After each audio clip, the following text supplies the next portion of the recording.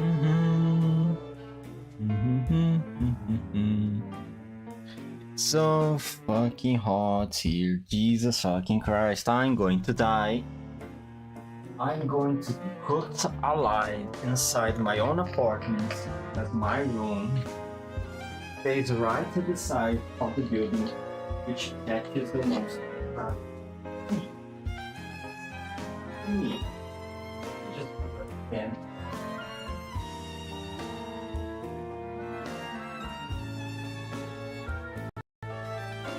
There we go. Oh, my water.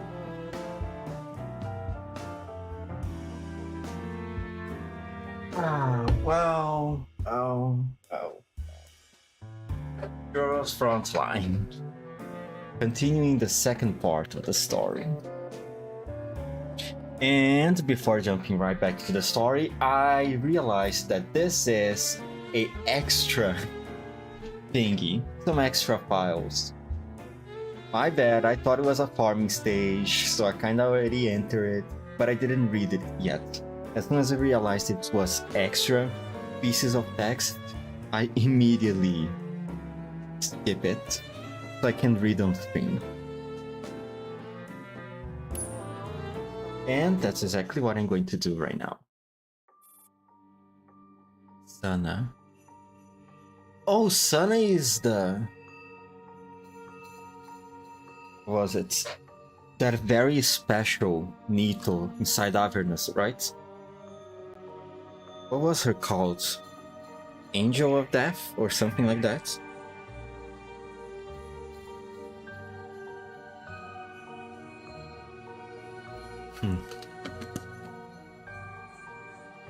File BACC 7849 3721 879619.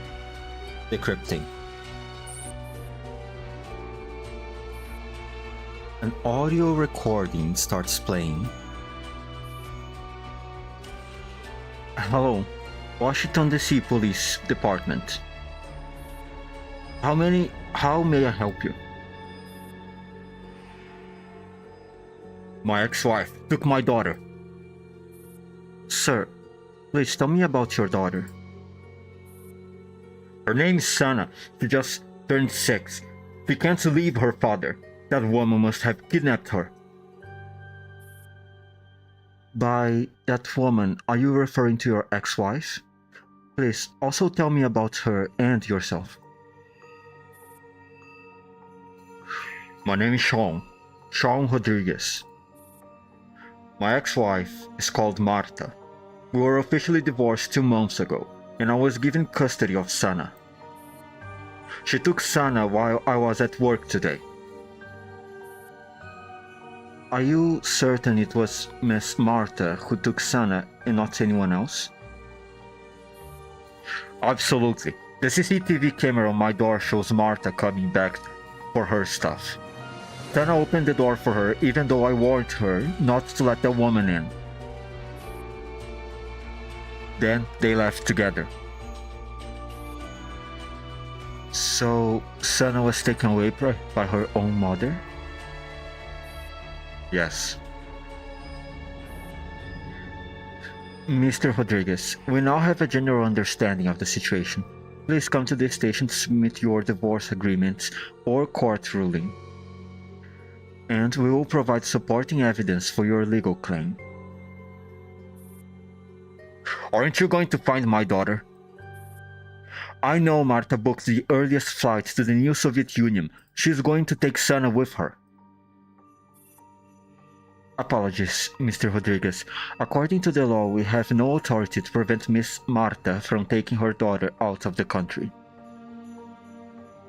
Well, that's convenient. We advise you to take legal action. If Miss Marta has already left the country, you can apply for international legal assistance, and we will help provide supporting evidence.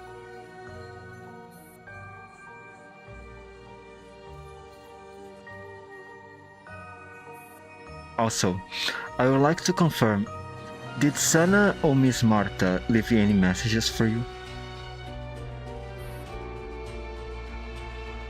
Martha cut off all contact with me long ago.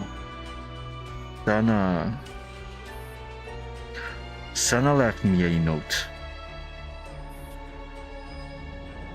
Did the note say where she was going?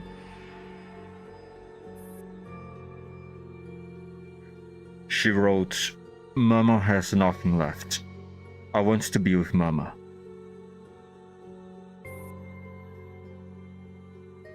Based on the note, Sana went with Miss Martha voluntarily. There's no indication that Miss Martha took her by force. You don't understand. Sana is only 6. She doesn't know anything. That woman must have forced her to write that note. She can't possibly take good care of Sana. She's a workaholic with no human emotions. How could she possibly sacrifice time or energy for a child? Mr. Rodriguez, please calm down. Calm down. My daughter has followed that devil to hell. How do you expect me to calm down? Sana's life is just beginning, and she's already made the worst possible choice. She shouldn't be in some backwater town in the new Soviet Union, scorned by ignorant locals. She should be at Sidwell Friends School, growing up alongside the future elites of America. Sorry, sir. Please come to the station once you have calmed down. And then...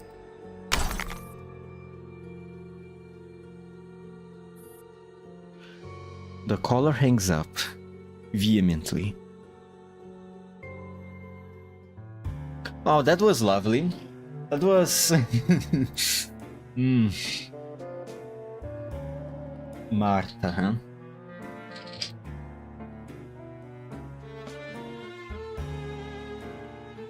She did mention that...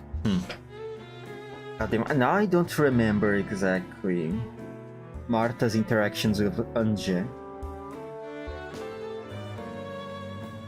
during Anja's childhood, but she did mention she had a daughter, right?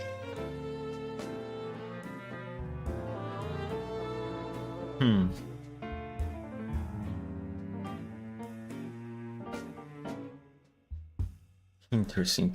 So Sana was Martha's daughter. Okay, interesting.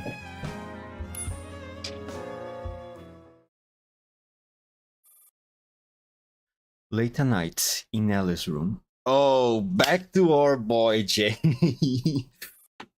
Also, by the way, welcome to the group, Jay. Congratulations on being kidnapped and being kept hostage by a woman. Now you understand how I feel. Nellie is fast asleep. She rolls over in bed, pulling the duvet tighter around herself. Wrapped in her cocoon of warmth and coziness, she mutters softly in her dreams. Time to enroll in my courses for this semester. The system is freezing again.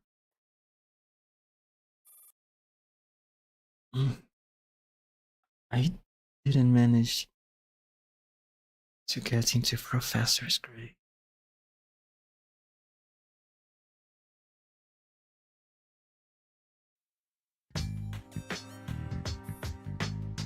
In a corridor of the lecture hall building in Heidelberg University. Tap, tap, tap.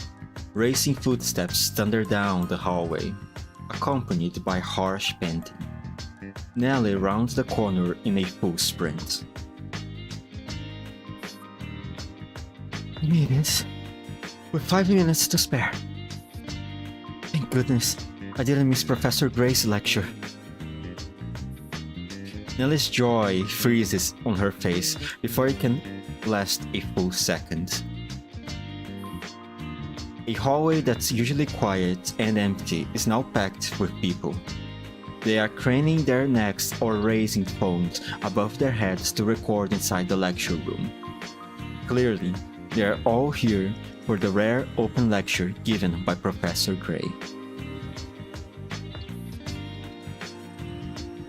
Come on now, don't lose hope yet. How come I am still stuck in the hallway even though I came half an hour before the lecture is scheduled to begin? You really don't know how popular Professor Gray is? In med school, her courses are always the first ones everyone rushes to grab each semester. And word is she'll also be talking about how she writes her papers. Seriously a lifesaver. I have got zero clue where to start mine. Papers? You mean the one she just published on functional brain networks in autism? Oh, no wonder this lecture is titled the same. You clearly aren't worried about your paper. Then give me your spot, thanks. Hey, what's your problem? Why are you shoving? The tightly packed wall of bodies ripples. Just as Nellie is growing desperate, a narrow path opens up before her. Excuse me. Who is that? Who's pushing me? Don't play dumb. You're the one who's pushing me. Holding her backpack protectively over her vital organs, Nellie plunges into the chaos, like a sturgeon swimming upstream. She fights her way through the tide and rocks. Stop pushing! You're about to... Excuse me. These words become almost an incantation. Once spoken, they part the ground like magic, opening a clear path. Light spills through the outlines of a few students ahead. Nellie knows she's almost there.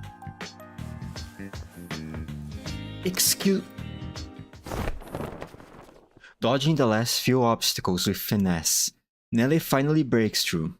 Her view clears instantly.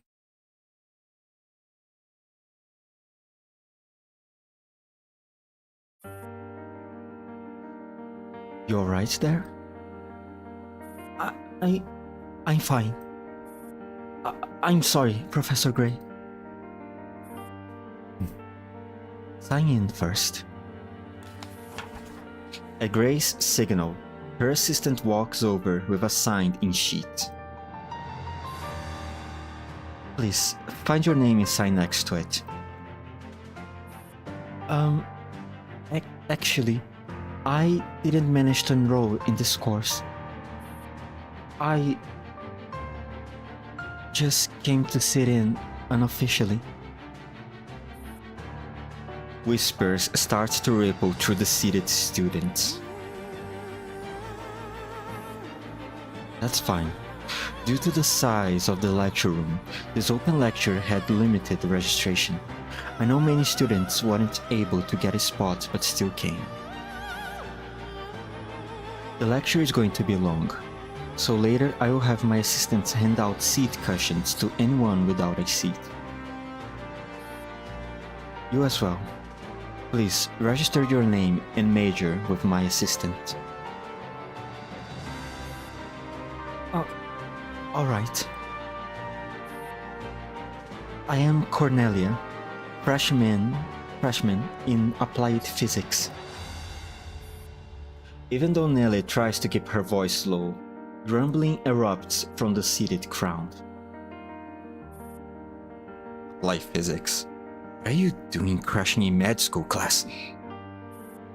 Exactly. Even our own classmates can get seats, and here you outsiders come barging in.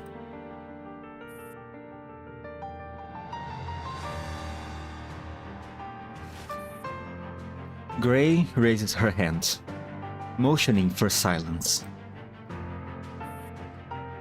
Everyone, please quiet down. The murmurs stop at once. This new course of mine, Functional Brain Networks in ASD, is an open lecture for the entire university. Students from any department are welcome to attend if they are interested. Cornelia, please take a seat with a cushion. Thank you. Bowing her head, Nelly finds a patch of floor near the front row and quickly sits down. Come to think of it, I had a long connection with the Department of Applied Physics. Oh, don't tell me it's Martha. Back when I was a student, I met a senior from that department. People say talent and hard work rarely come in the same person. But she wasn't the exception.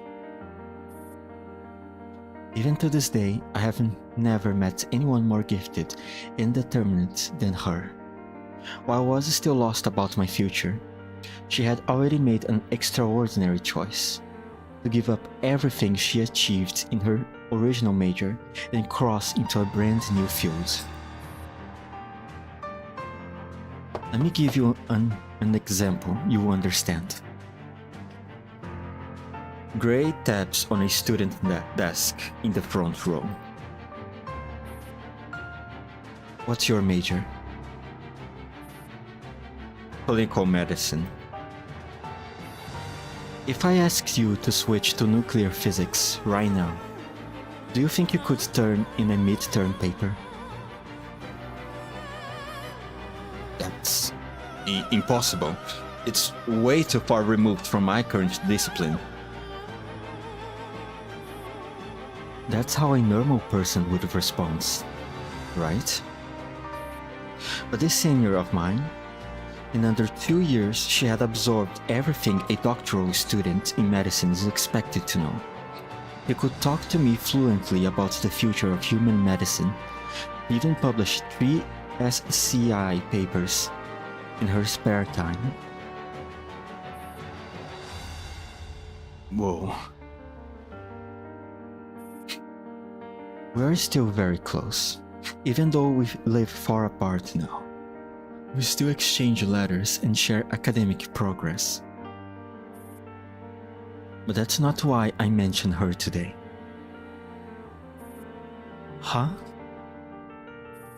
I met her at a time when I felt lost and uncertain about my future.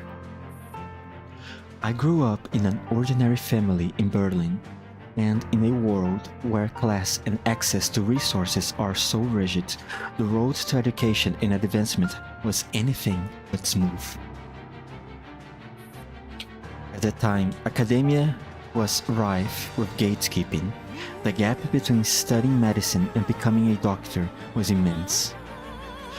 Coming from a family of doctors was almost a requirement if your family had any clout in the medical field. Your academic path would be granted smooth sailing. I loved the subject, but I had no background, so whether it was project experience or further student studies, I had no doors to knock on. It was that senior in applied physics who brought me into a world-class research project, and she invited me. Someone with no background at all. That project's name alone was enough to open the doors of any hospital. She told me, "Gray, I believe in your talent and potential more than anyone. Come, stand by my side. You'll be indispensable to the field of medicine. Just your presence will influence an entire generation." People often ask me why I still bother with public lectures at this level. Why waste? Sorry, the text keep moving, I lost myself a bit. Why I waste time grading graduates' papers when I already have my own lab? But even now, I still keep 4 weekly teaching clinic shifts. I want to give newcomers a chance, the way that senior gave me a chance. That's my answer.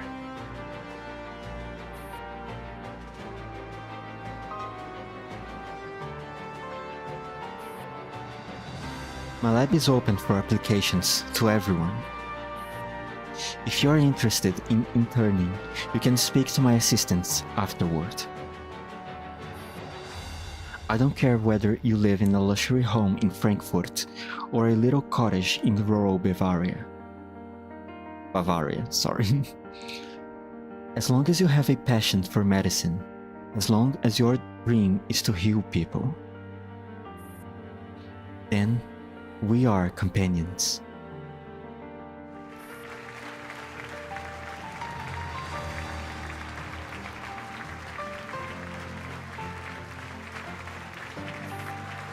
All previous gripes forgotten, the students burst into unified applause.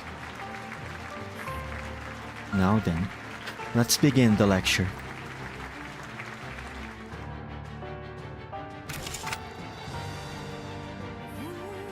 Gray finishes presenting the final slides. On the screen, several children with autism gather around her, smiling shyly at the camera.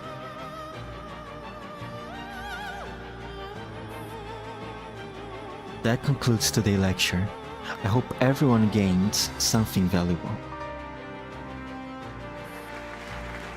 Gray bows. The audience erupts into thunderous applause. Nellie feels tears welling up in her eyes. Gray's professionalism, combined with the gentle patience she shows towards people with autism, leaves Nellie deeply moved. We now have 5 minutes of Q&A. If anyone has any questions, feel free to raise your hand. Perhaps still caught up in the emotion, the students remain respectfully quiet.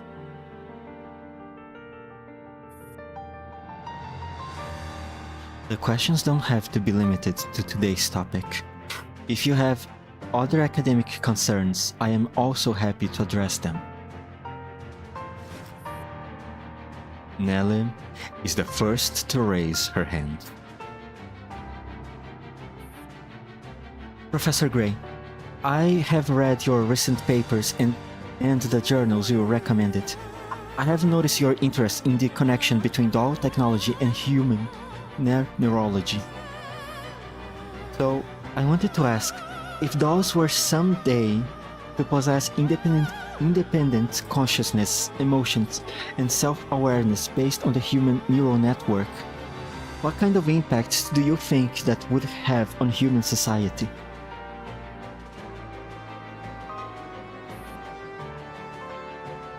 That's a brilliant question. It's true that I have recently been working in that area. However, the field is vast and there has been little progress in the subject of my interest so far. As for the impact such technology might have if it truly comes to fruition,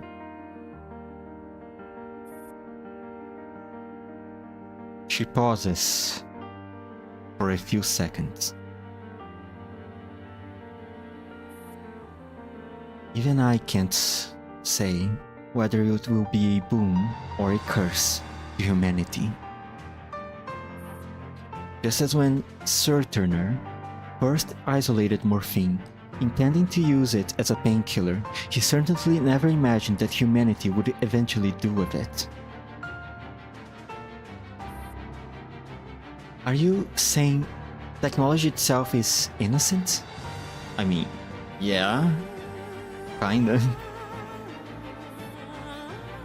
What I mean is that the development of science always surpasses human imagination. We, limited by the time we live in, cannot foresee the future. What we can do is commit ourselves fully to what we believe is right, in the present. What we believe is right? But How do we even know if our choices are right? Like the senior you mentioned earlier, she made the choice to switch field and because she succeeded, we now call it the right choice. But for ordinary people like us, how do we know if something is truly right? It's not that we choose something because it's right. It becomes right because we choose it.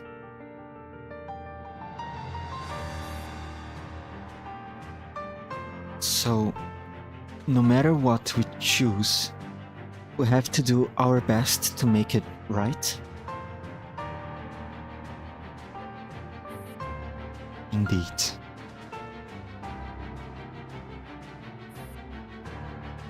Thank you, Professor Gray.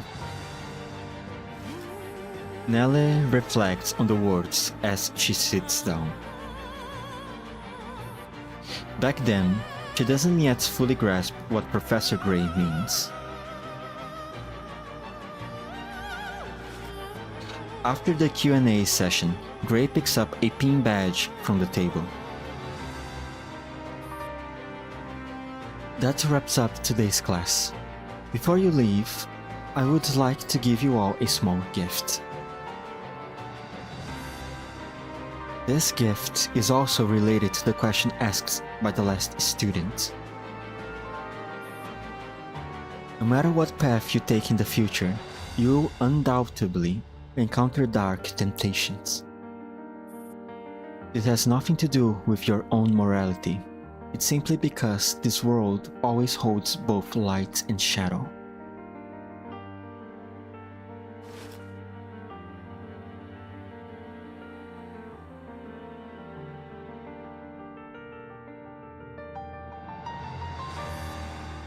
The badge in her hand catches the overhead light. When darkness knocks on your window, remember, you're here to change the world, not to be changed by it. I hope this badge can serve as a small reminder during your moments of confusion. Whoa. The students, full of enthusiasm, rush up to the podium, crowding around Gray's teaching assistant until he completely vanishes from view. Nellie hesitates. In the end, she decides against taking a badge for herself. She's just an outsider from the Department of Physics sneaking into a medical course. It doesn't feel right to take something that isn't meant for her. Crawford. Nellie looks up in surprise. Something flies towards her. Swish. She catches it out of reflex. It's the badge. Professor Gray?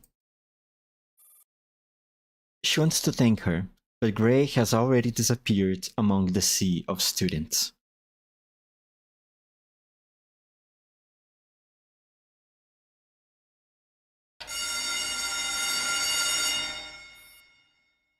The shrill sound of an alarm clock jolts Nellie awake. An alarm clock? That sounds more like a school alarm. The dream hasn't completely faded. She stares down at her empty palm, then jumps out of bed. The badge! She tears through drawers and shelves in a frenzy. Eventually, she finds it, tucked it inside the box where she keeps her graduation photos.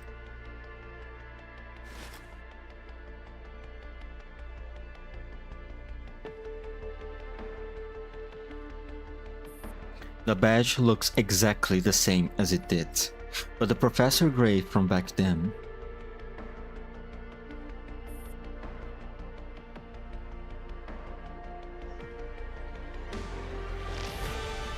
A wave of pain seizes her chest. Nelly finds it hard to breathe.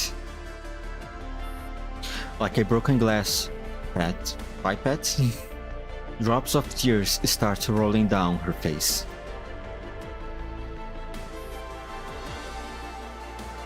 No, it's not the time to cry. To distract herself, Nelly wipes away the tears and rushes into the kitchen.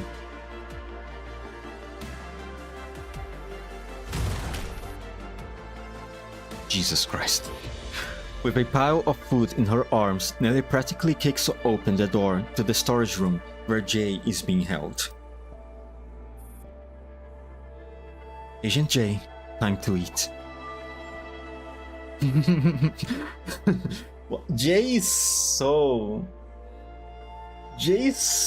goofy, man. Remember when this guy was... No, actually, was he ever taken seriously in the story? I don't think he was. I think he always was taken as some sort of comical relief. Oh, poor Jay. Poor Jay. Jay groggily pulls himself up from the floor and glances at the clock on the wall. His face, man, I can't. Sheesh. It's 3:40 in the morning. What kind of meal is this supposed to be, huh? You don't want it? From Nelly's cold tone, red-rimmed eyes, and the faint smell of alcohol, Jay decides this is not a good time to provoke her. Oh, alright.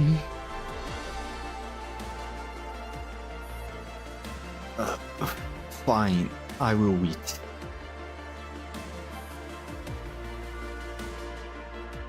I kinda need to take a screenshot of this, I'm sorry, hold on.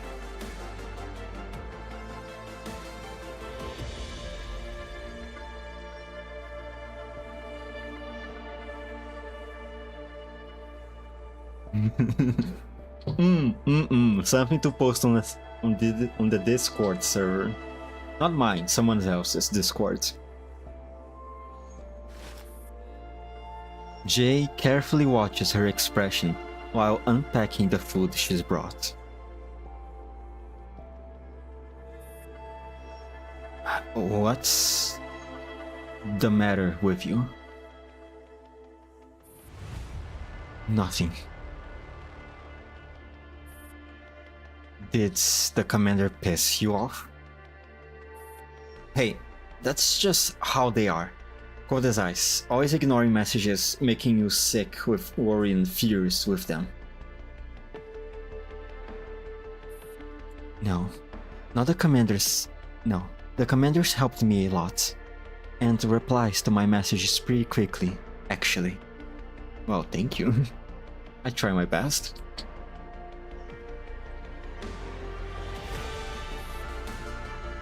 Then, what's bothering you? It's just... I have decided to do the right thing.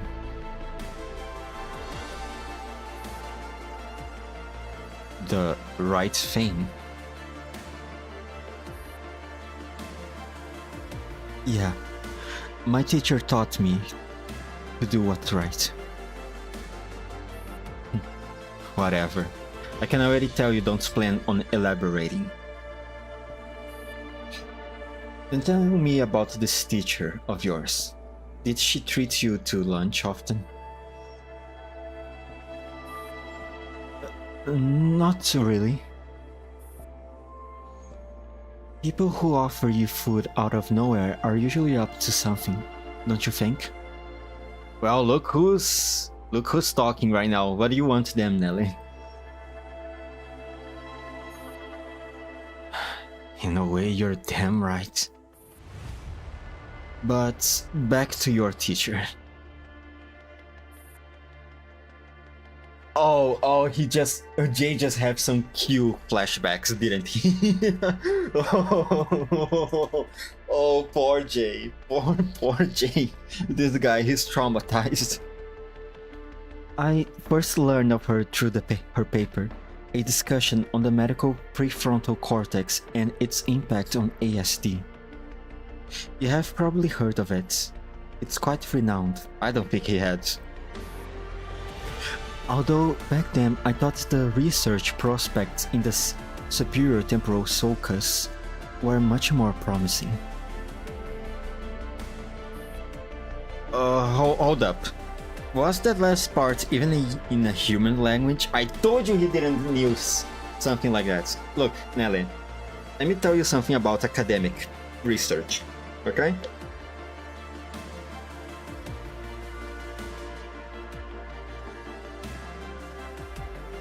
I know you live in a bubble, alright, Nelly.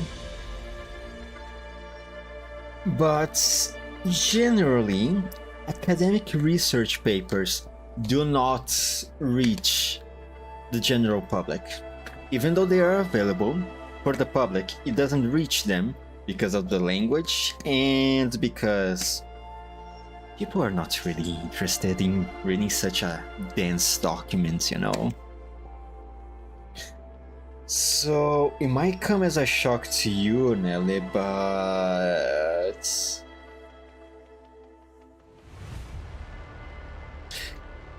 it is not weird for Jay to not know what the fuck you're trying to say, but what the fuck you're talking about. What do you mean? Anyway, I had that belief because at the time, popular studies shown that in typically developing populations, the gray matter volume of the superior temporal sulcus was related to a person's mentalizing ability. What the fuck does mentalizing mean? Like, what? The power that they have to imagine objects in their heads? Is that it? Mentalize. Meaning? Mentalize means the ability to understand and appreciate the mental states of oneself and others, including thoughts, feelings, intentions, and motivations. It involves recognizing that others have internal experiences, which drive their behaviors. Essentially, it's about understanding the mind of oneself and others.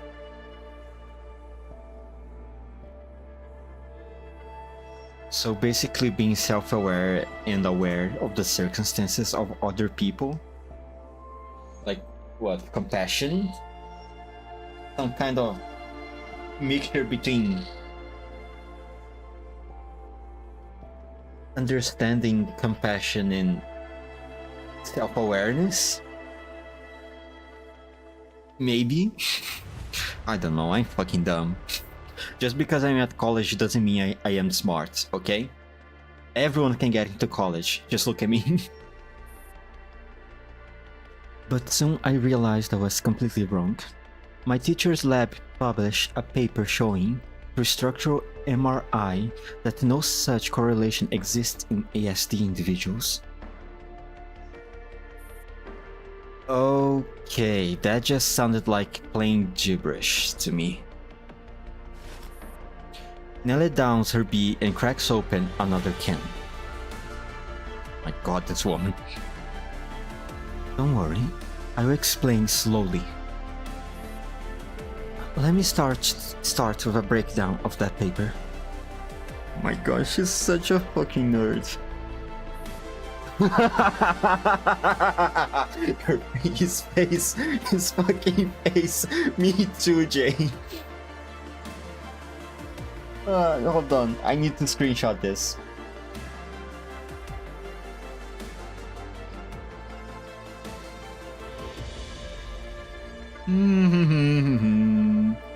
Oh man, oh man, oh man.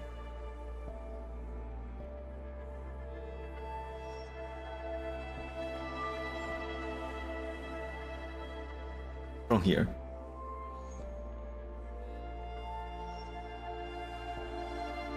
There we go. Oh, what a lovely, lovely thing. I love Jay's sprites, man. It's so good. It's just so good. As Nelly lays out over a dozen research articles with practice ease, Jay realizes he's about to be dragged into a hell that feels like back-to-back meetings with no end in sight. Oh no, no, no, no, no, no.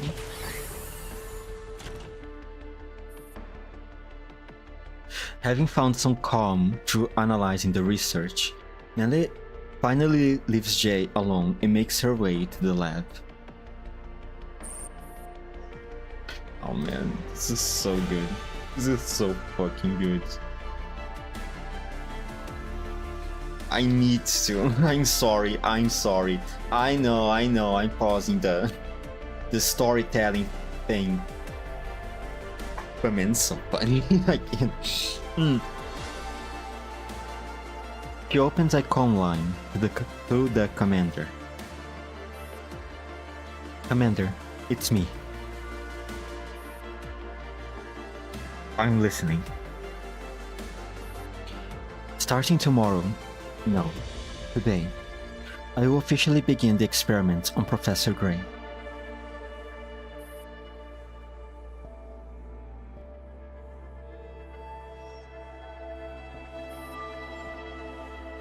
I will ask you one more time. Are you sure about this? Yes. Please, help me get in touch with Professor Persica. I need her help. Alright. I will let her know and have her contact you. Sorry to disrupt you. To disturb you. No problem at all. After ending the call, the grief finally begins to overflow.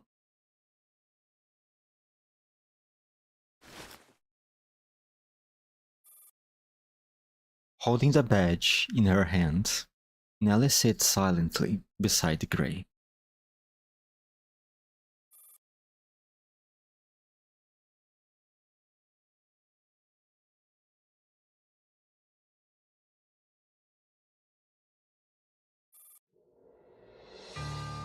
Professor, am I walking the right path now?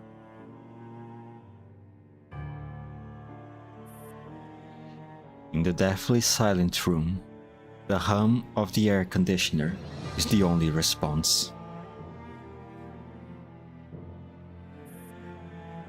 I followed you for years, from applied physics to clinical medicine. But I couldn't even tell when you were replaced. Nelly lets out a dry, bitter laugh. The badge in her hands reflects the sterile white light of the room. Sterile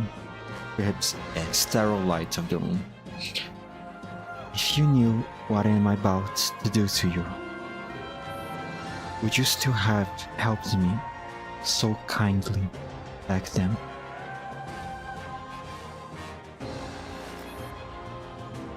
We wrestle.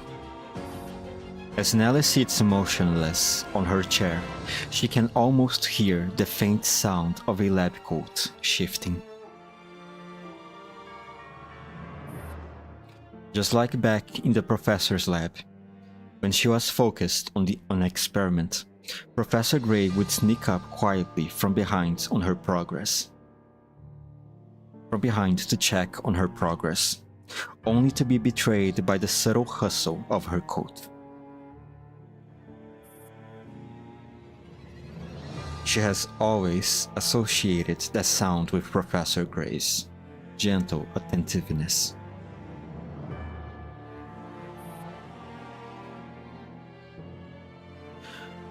What we can do is to firmly carry out what we believe is right. Once again, Nellie feels Professor Gray's arm, warm hands wrap around her own.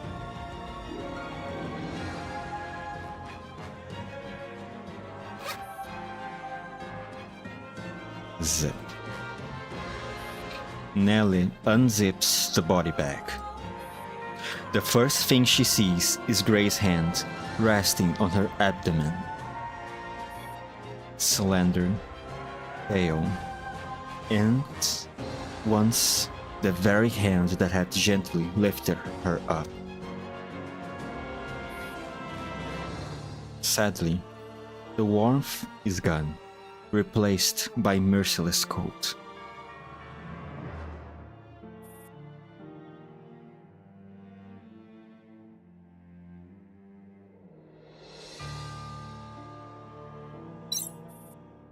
Facing the recording device on the table, Nellie speaks calmly. The time is 4:45 on November 4th. This video is a record for the upcoming experiment.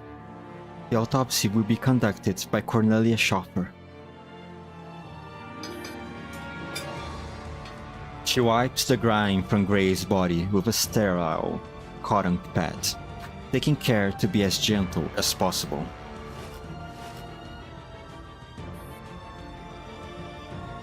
Initial cleaning is complete.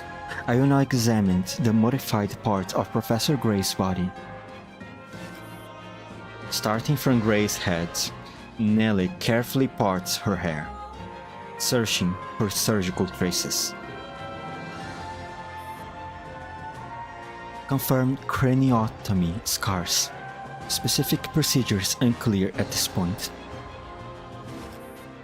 She moves on to the neck, shoulders and arms, and gently lifts Gray's hand. The left arm is missing. The right hand has been modified with an incision between the middle and right fingers and ring fingers.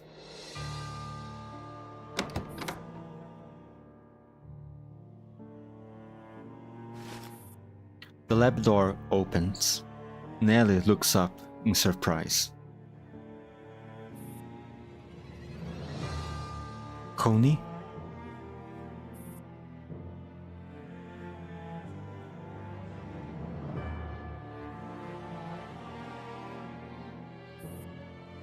Constanze, already changed into surgical scrubs, silently looks at Gray on the table, then at Nellie's bloodshot eyes.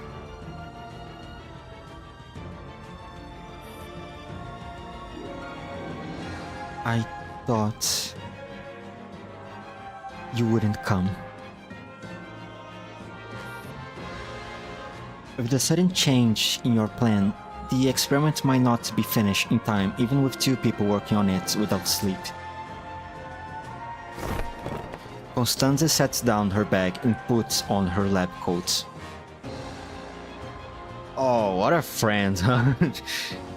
Nellie. Besides, if I don't help you, who else will?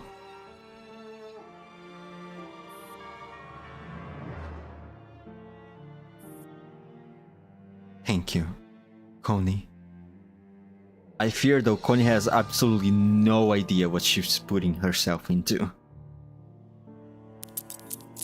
Constanze smoothly takes over the task of recording. I still don't understand why you want to do this, but I know you believe you're doing the right thing.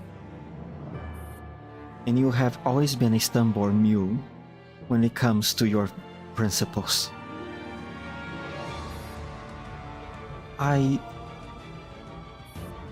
Enough talk. Let's get to work. The prospect of doing lab work together with Coney hits Nellie with a strong sense of nostalgia. Finally, she allows herself a small, genuine smile. Okay. As the two of them dive into the preparations, dawn begins to seep into the night, revealing the silhouette of the hidden sun.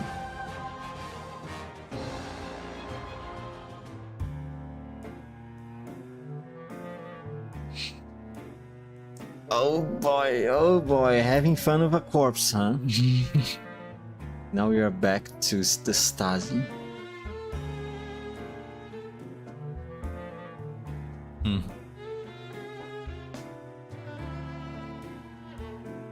Sorry, I dozed off for a moment. I was thinking about something.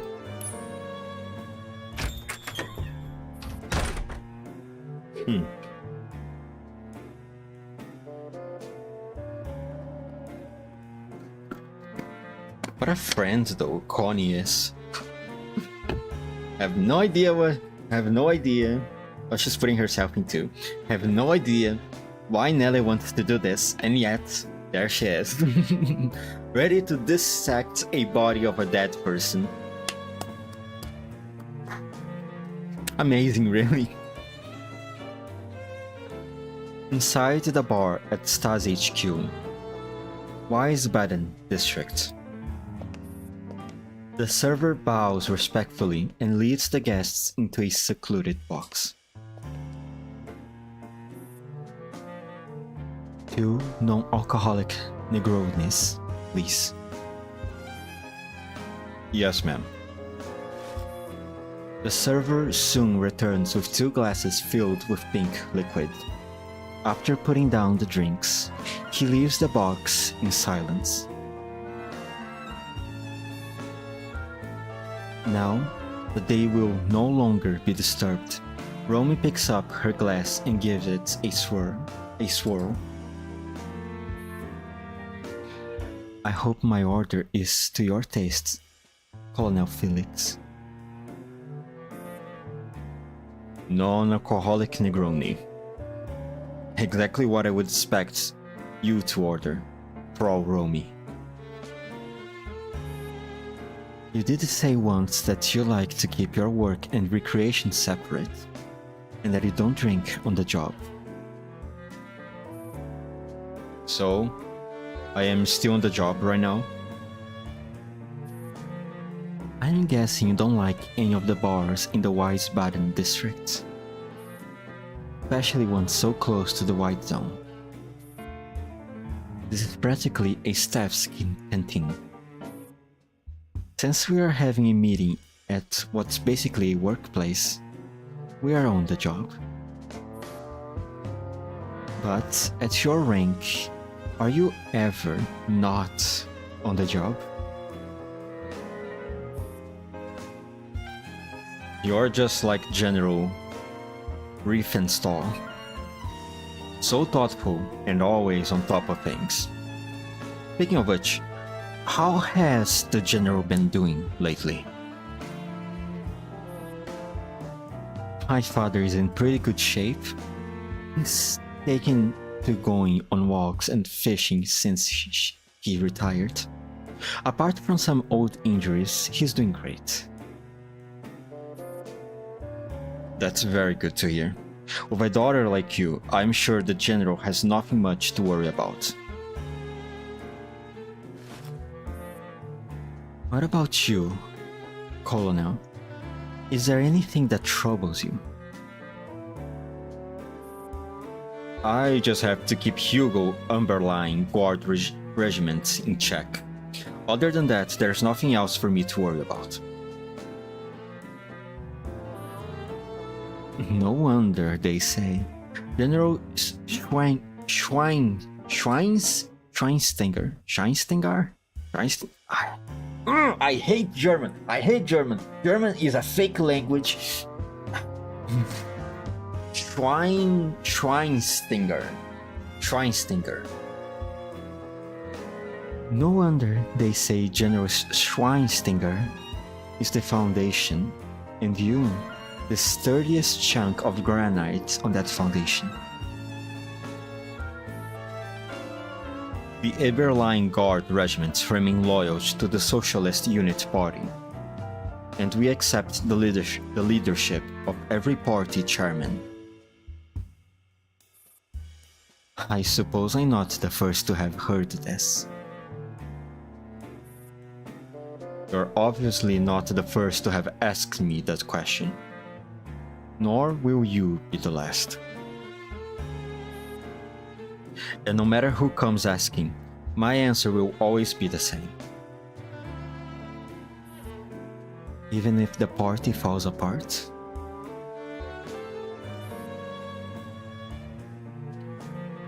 Romy, what I'm about to say may sound a bit blunt, but I speak from the heart. I am a natural-born soldier, not a natural-born politician. When the party is in disarray, the Eberline Guard Regiment is the best holy sword. When the party falls apart, we are the empty crown.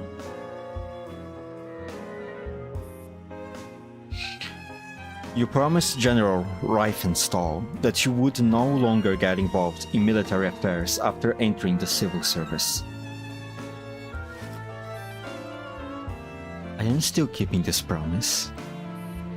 Right now you're talking to Romy Riefenstahl, Director of the Ministry of State Security, not the daughter of Heinz Riefenstahl.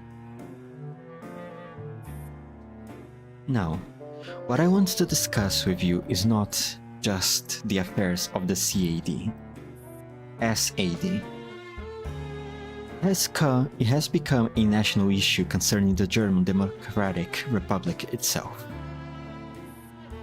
Regarding the progress of the URNC, I think you and I are both clear that no one can stop history from unfolding. Just like slavery, no matter how prominent it once was, it is destined to be left behind in the march of history. I think slavery is still quite active nowadays, Romy. Even in your post-World War III world, I think it's still quite active, not going to lie. But I digress. Please continue. I have the right to remain silent on this matter.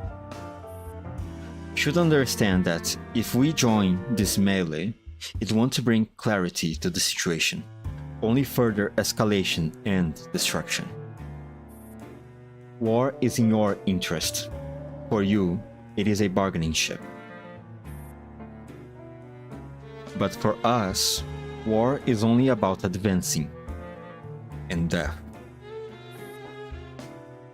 We cannot stop the war, so we retain the right to sheath our swords. I am not a fanatical warmonger,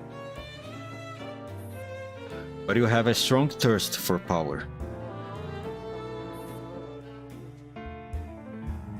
Someone with no desire for power wouldn't be the commander of the Hugo Eberline Guard Regiment. You seem to be implying that you are forced into this position. But in fact, you know full well that sometimes, when you are put in a certain position, the best thing to do is to accumulate enough strength and power to be worthy of that position. It is a cliff with no way down. Either you climb or you die.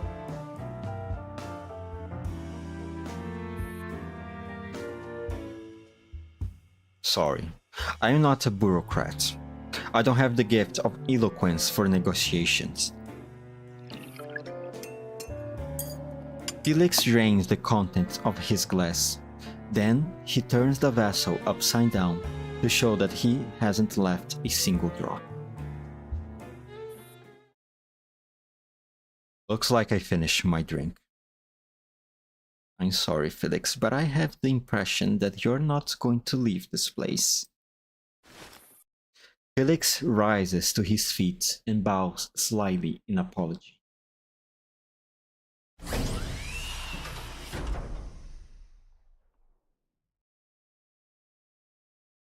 Whoosh. The frame around the large oil painting hanging on the wall behind him suddenly lights up.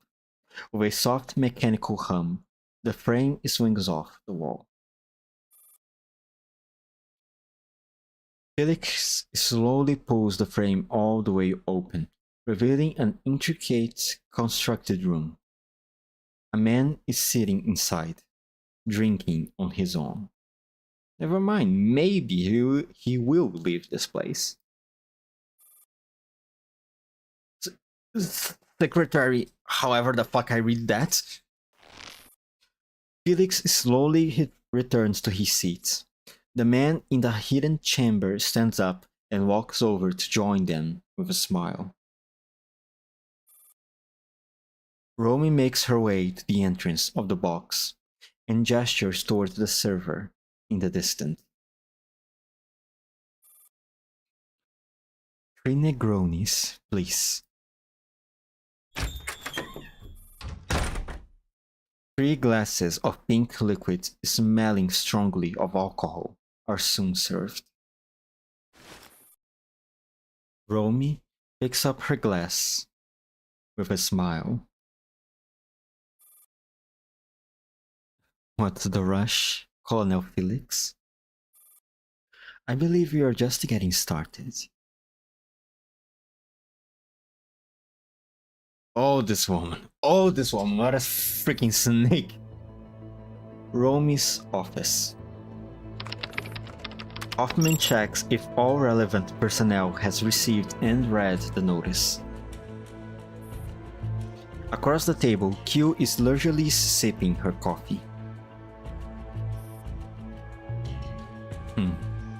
The justifications, specific measures, and inspection methods for strengthening the security within the White Zone are all clearly stated. Even the template and procedure of bilateral reporting of the new measures are highlighted. As expected of her, Hoffman.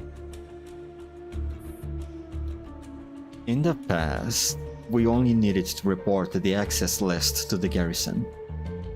But there were still plenty of screw-ups. Now we need to report to both the Stasi and the garrison at the same time. I can't imagine how many mistakes there will be. You can't be too meticulous. What about you? Any progress on your end? Hard to say. If your job is to publish a chemistry textbook, then my job is to get students to break down stable salt into sodium ions.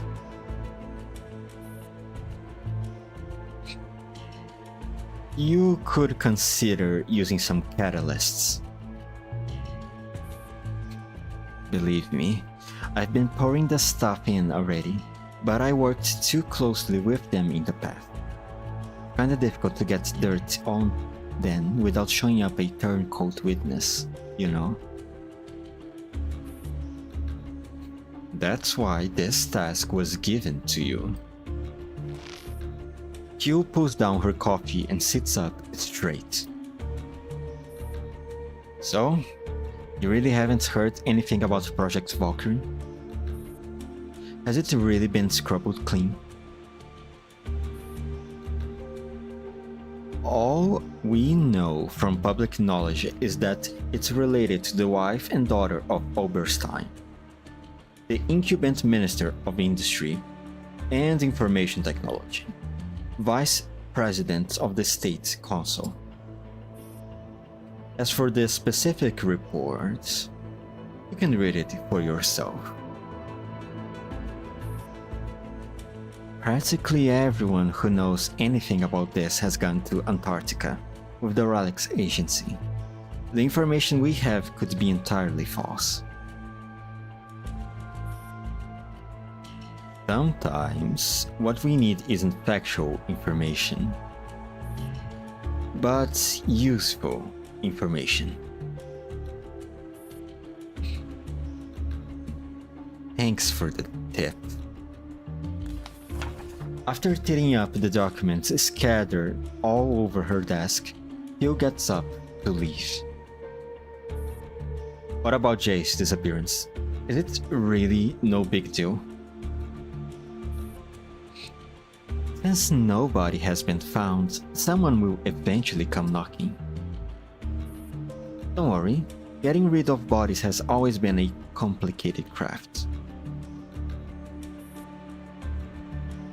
Do you think he may have gone back to his hometown? I have heard him muttering something about selling pork knuckles back at home.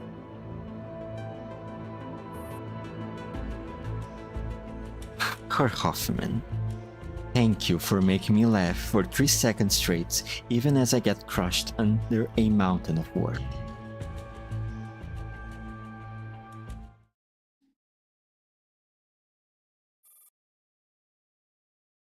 In the temporary command room. Click. A call request from an encrypted comms channel. This is the aftermath of the invasion, huh? Commander, it's the Earl.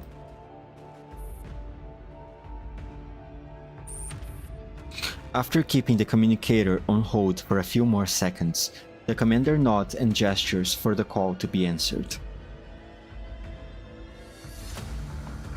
Earl?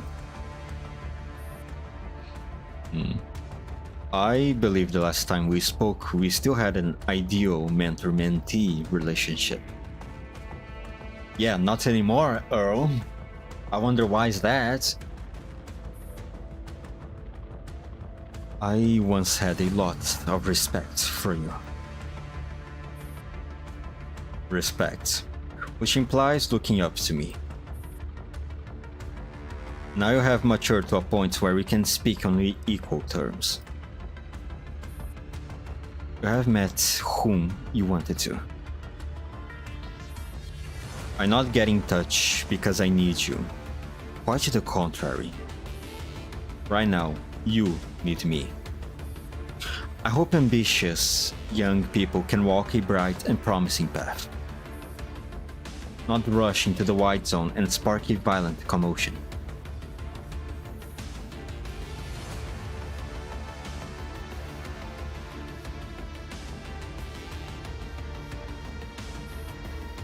Your current situation is no better than when you were trapped in the Black Zone. If anything, it's worse. But even so, I am still willing to offer you help, just as I did in Avernus.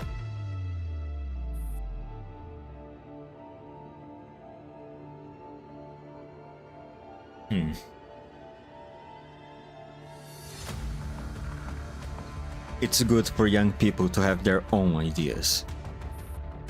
I know you don't agree with some of my decisions, but I have already made significant concessions. I know I shouldn't try to keep an ego bound under my protection. I only need to wait. Wait for the day when the wary bird returns to its nest. And you believe the time has come. There are no eternal enemies, Commander. Only eternal interests. What we went through was merely a small internal conflict. It wasn't fatal. Our interests are bound together, and our positions are aligned. No matter what happens, JAK stands behind you. That holds true for you, for Kruger, and for me. Then, what's the plan this time? I sent you from the new Soviet Union to Berlin because of Mordor. Yes, and this mission has revealed to me a glimpse of the real world. Young people are always so full of curiosity. Will you tell me the truth? No. You must unearth it and find out for yourself. God damn it! That way, you'll find it easier to accept. God damn it, old man. If you wish to find out William's true identity and what he intends to do, you must first get to the bottom of one thing. Project Valkyrie.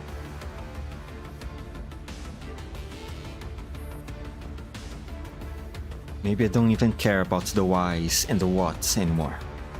I just think he needs to pay for everything he's done. The choice is ultimately yours. If you want to learn the truth, investigating this is the only way. If you want to eliminate him, then I can offer you one last bit of help. Romy and I aren't exactly close, but the Stasi has already taken one step towards us.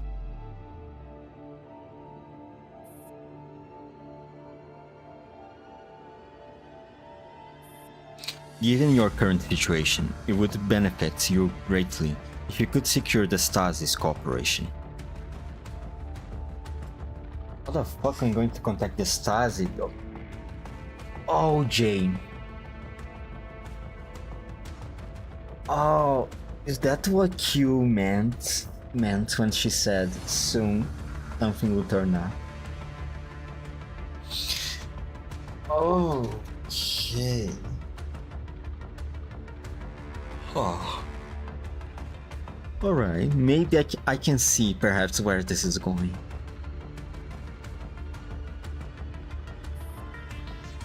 Thank you, Earl.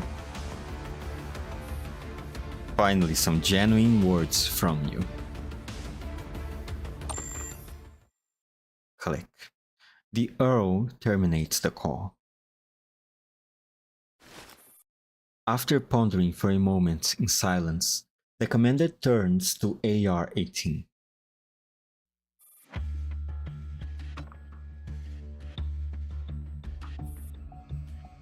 AR-18. If you're asking for my opinion, I think you need more information.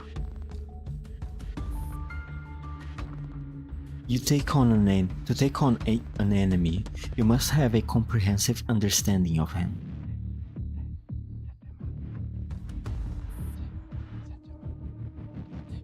But this is most certainly a trap. He would never have contacted me if this wouldn't benefit him in some way. Perhaps you should think of it from another perspective. Instead of worrying about how this would benefit him, consider what you want to accomplish and whether this would help.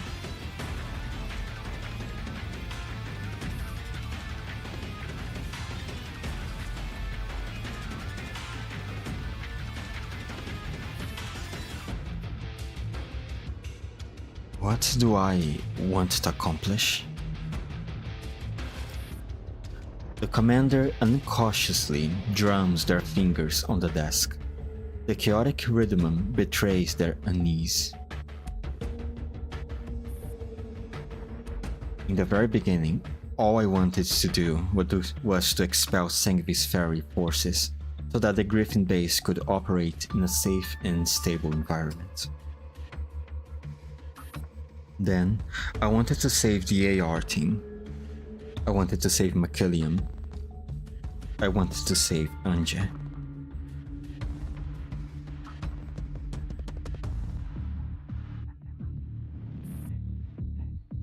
But now, even I don't know what I want to accomplish.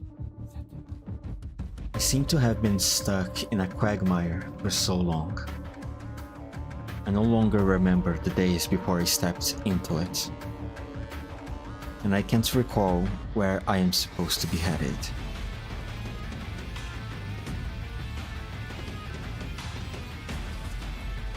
Honestly, same. Same.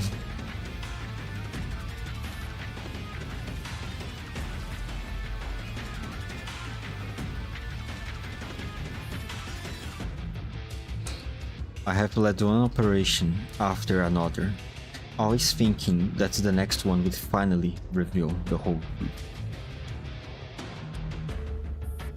But with each answer, new mysteries emerge, an endless cycle, as if they will never be solved.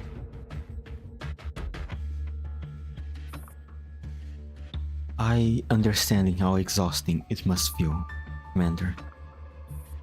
But hesitation and doubts are the last things you can afford on the battlefield. Now is not the time to waver.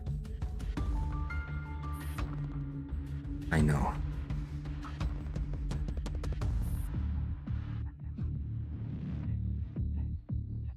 Maybe I'm just feeling fearful because I'm hitting closer and closer to home. I know the truth is about to be uncovered, yet somehow I've started to feel afraid.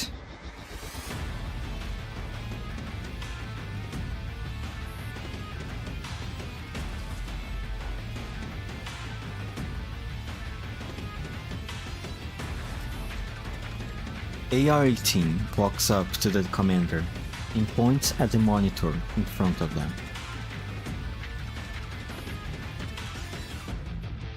You have so many shoulders to lean on. Don't carry all the weight alone.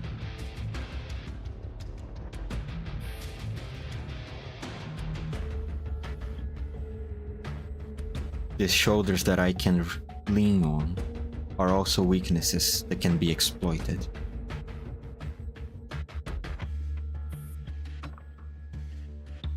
You should think more of yourself. You're right. Rather than worrying about others, I really should focus more on myself. What am I really after on this trip to Germany?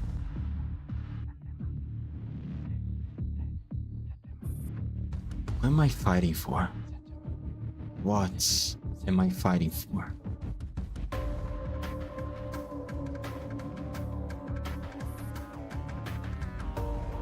It may take you a lifetime to find the answers. Indeed.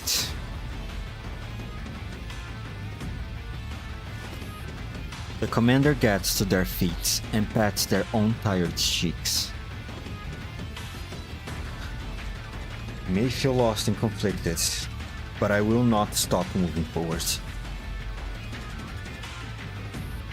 AR-18, escort me to Nellis' residence. Yes, Commander. Jay, I'm coming to pay you a visit, comrade.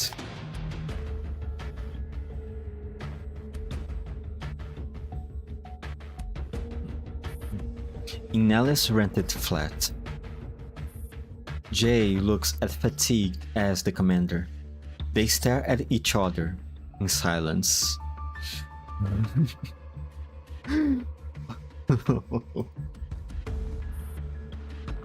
Finally remember you have to deal with me, eh, Commander?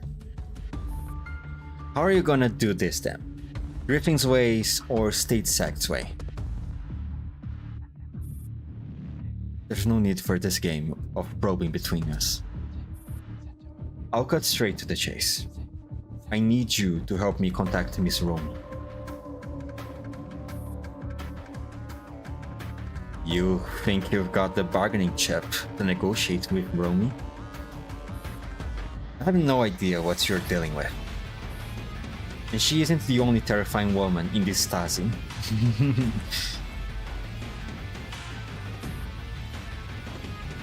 I would like to make a deal, not a declaration of war. You're just an ordinary PMC commander.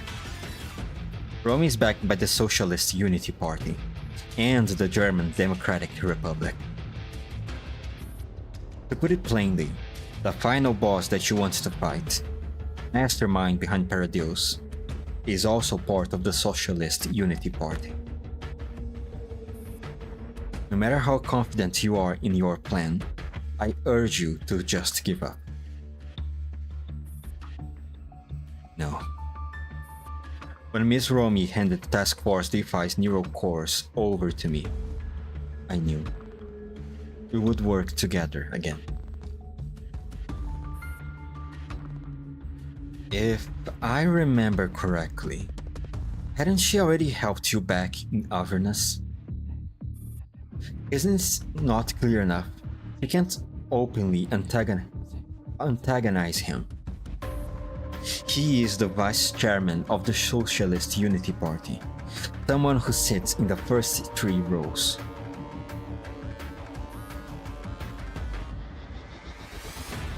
When I first saw Miss Romy at Paradeus underground plant that time, I could immediately tell that she's an ambitious person. There is no way she would be satisfied with her current position.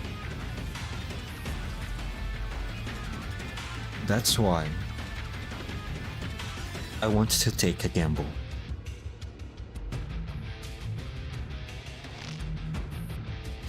Have you gone mad? This is what I must do for a small fry like me to survive at the table. I'm willing to bet that when it comes to dealing with Paradeus, Miss Romy will take my side.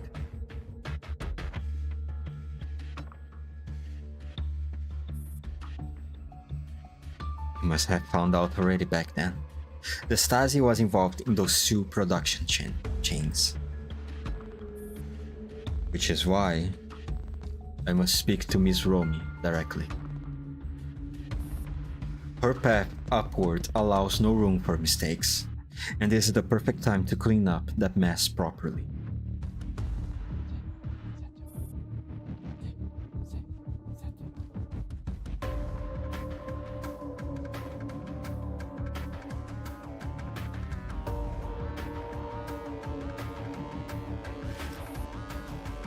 The commander tosses a communicator to Jay. I just hope you know what you're doing. I've never been more clear-headed. I have a plan. One that will not only allow you to return to the Stasi without issue, but also help you clean up the shady dealings between your people and Paradeus. And most importantly, I'm going to cut off one of Paradeus' arms and sabotage Project Cocoon.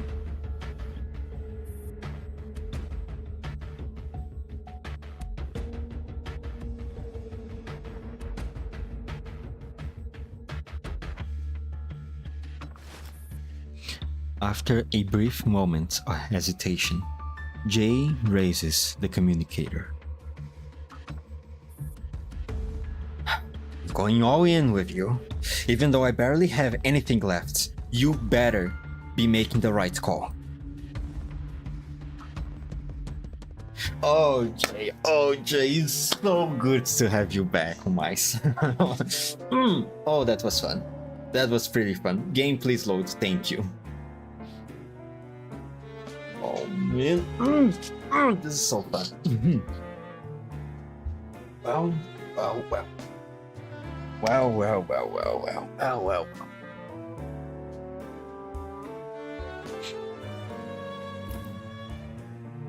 Oh, hello, Amaris. What were you? Oh yeah, you weren't supposed to be investigating Project Valkyrie.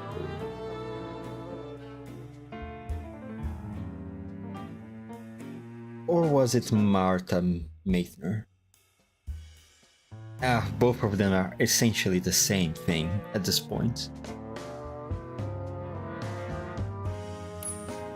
7. Dark Room. Johannes Gutenberg, University of Mainz. Amaris arrives at the entrance of the University of Mainz with a full stack of documentation to prove her identity. Hello, I am the lab assistant doll that Frau Constanze has requested. Designation LA892. Here's my identification.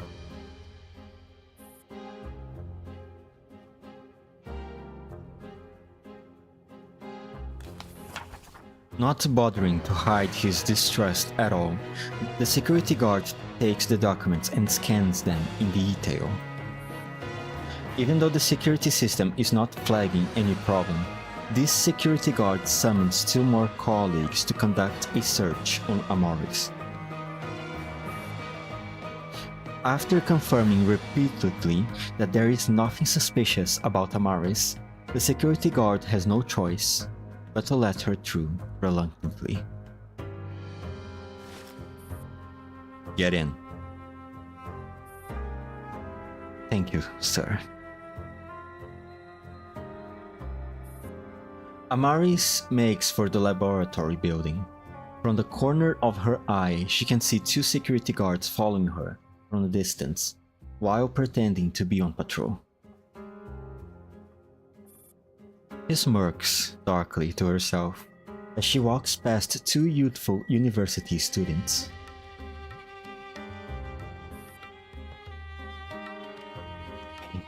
Hey, look at the color of her pass.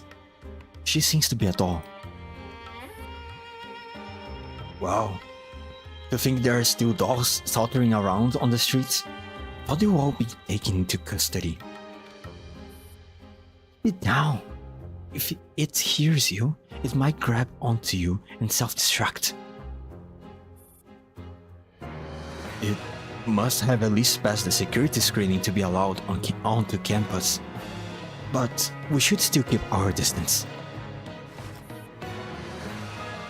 Like a stream flowing around a rock, the crowd steers clear of her instinctively. Amaris actually finds herself much more at ease when people are giving her space. Until she receives a comms request through a special channel that hasn't been in use for a very long time. You shouldn't have come alive ever again. Oh. Oh.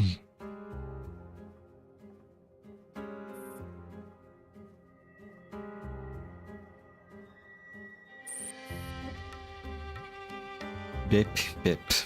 Like a spirit that refuses to rest in peace, the urgent beeping of the incoming comms request shows no signs of stopping.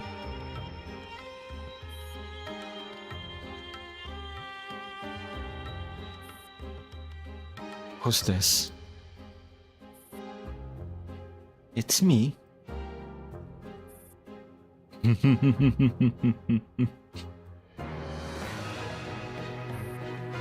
Are you still not here? Did they bar you from entering? If they aren't letting you through, show them this authentication code that I just sent you. It's Dr. Hume's VIP codes. He funded the construction of a building in this university.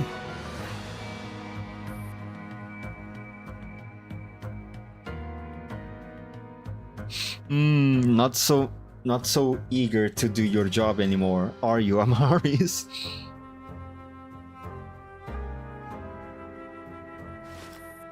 Hello? Say something. Strange. The signal is clear. Surely a legendary doll can handle a few security guards at the entrance herself, right?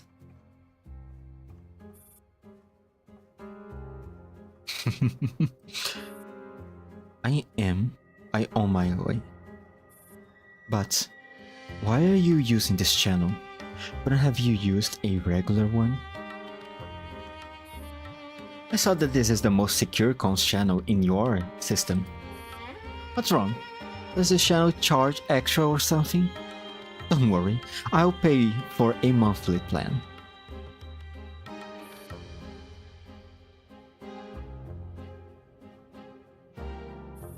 Amaris wants to say something, but the words are stuck in her throat. In the end, she simply lets out a heavy sigh. Never mind. You can hang up. I am almost there. Great.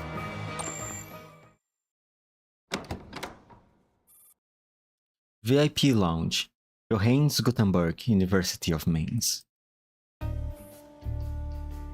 Following the instructions given by Steven's M520, Amaris enters a lavishly decorated room. Stem's M520 is enjoying her afternoon tea. Good afternoon, Amaris.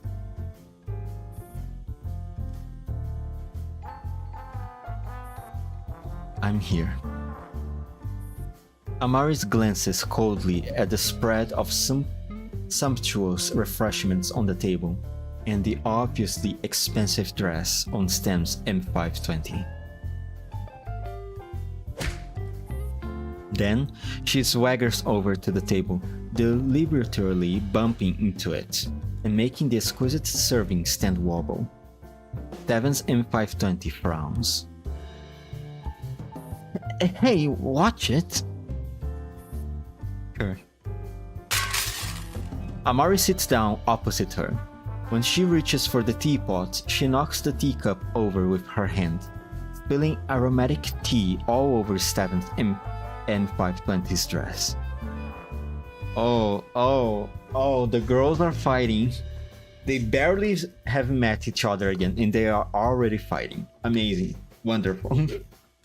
This is going to be such a wonderful cooperation.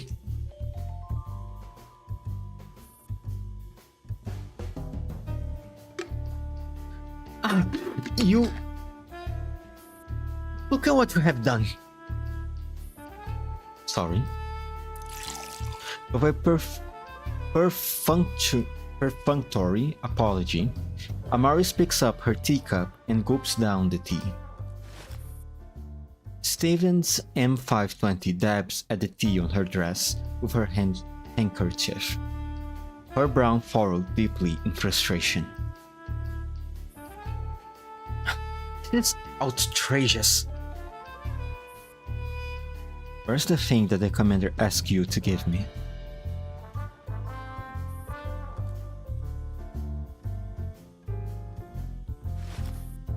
Steven's M520 is still incensed, but she nonetheless produces a box and places it in front of Amaris.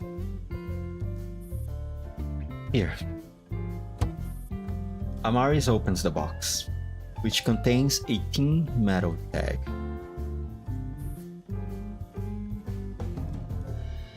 It's Aliana's ID tag. The only thing she has left behind. That, in their own private comms channel, obviously.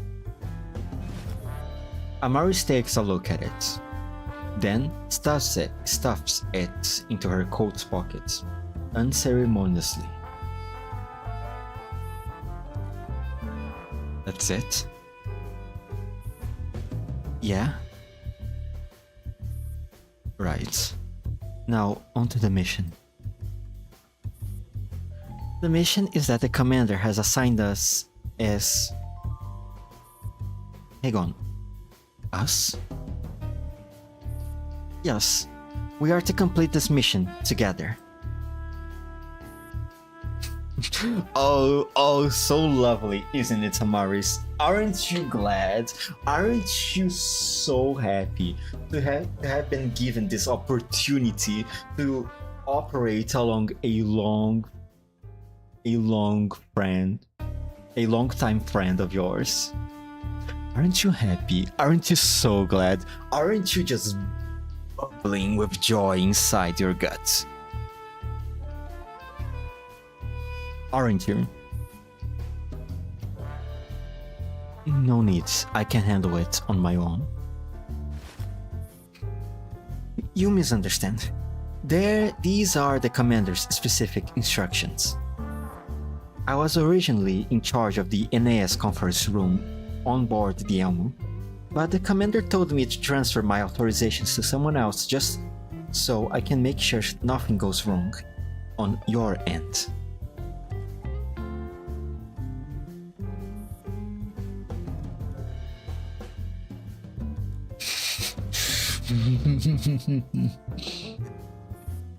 Now, let me continue.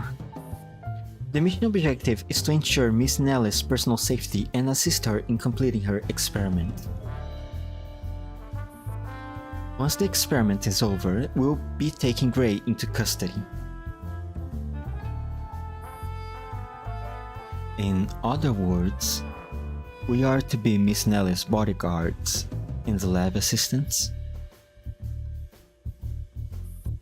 Yes. You can do that yourself, no? Hey, I'm only here to help you out. Don't get the wrong idea.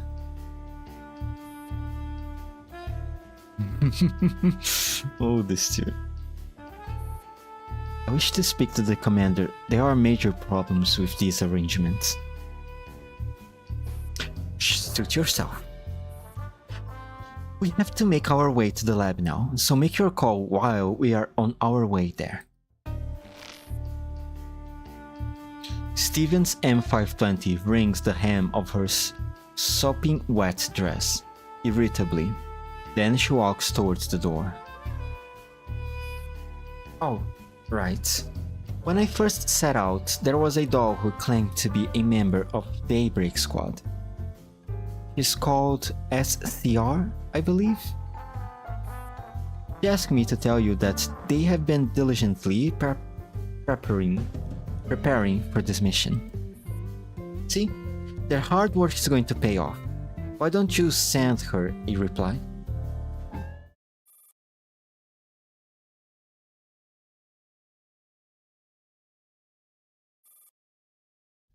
That won't be necessary. Now that the sun is dead, Daybreak Squad is no more. What do you mean? Amaris exits the room without offering an answer.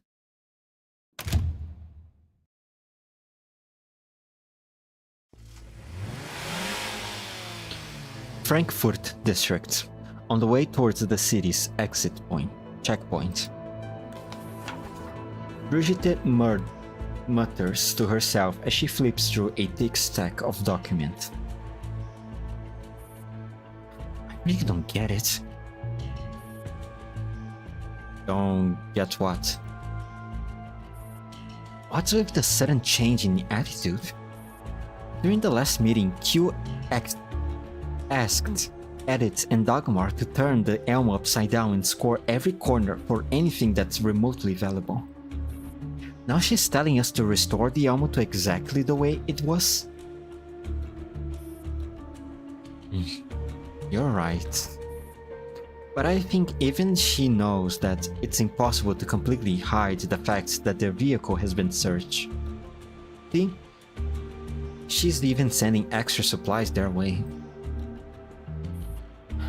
What the hell is the point?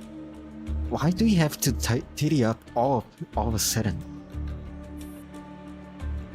A thought occurs to Bridget, and she lowers her voice. Yes, Commander, is that to be quite the character? Maybe they have found some new backer? It was fast. Don't tell me they seduced someone. Seduce someone? You sure have an overactive imagination. How else could he have done it? The Griffin Commander somehow managed to get the Stasi to give such a large vehicle back. No one has ever got the Stasi to spit out what we have gobbled up. Well, someone just did. Right, give Edith a call and see how things are going with them. Oh, okay. Edith? Yes? How are things on your end? Remember the card matching game we played before? The one where you were given several seconds to memorize where all the cards are? Then the cards are turned upside down and you have to flip them over again to form matching pairs? Sure. This is basically that game, but at the highest difficulty. This stupid human agent, this would be utterly impossible for them.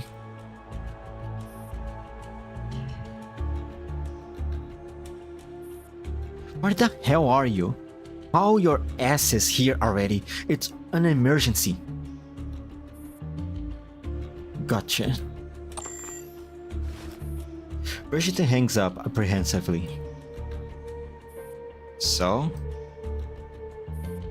I just hope the commander will find Q's compensation satisfactory.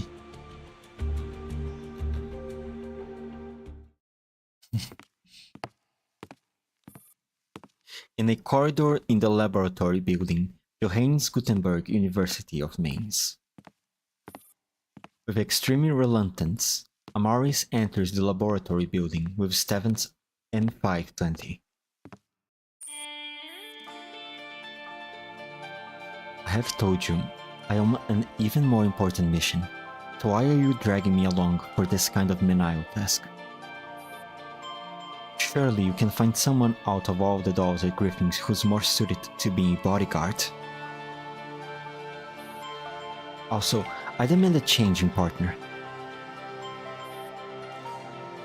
I have already explained the reasoning behind the arrangement. If you need to refresh your memory, please review your neural logs. I know, I heard you just fine. If I can't ditch this mission, at least give me a different partner. There is no better candidate than Stevens M520 for this mission. Just because Dr. Hume donated money to build a thing on this campus? Your request for a change in partner is rejected. Is there anything else?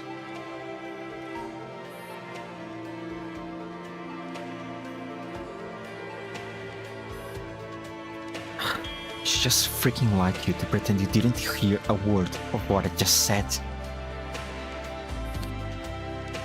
As you have no more questions, please execute the mission to the best of your ability and check in with me regularly to report your progress. Click. The comms line cuts out ruthlessly. Amaris is about to blow up, but after sitting in silence for a moment, she finally puts down her communicator. Judging from your face, I suppose it's a no?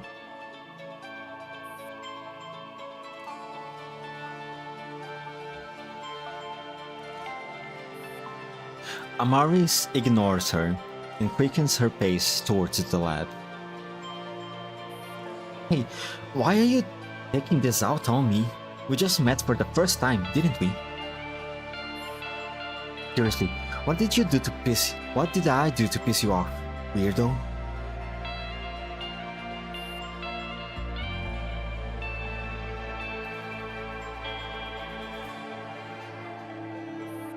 Hearing the grumble coming from behind, Amaris comes to an abrupt halt.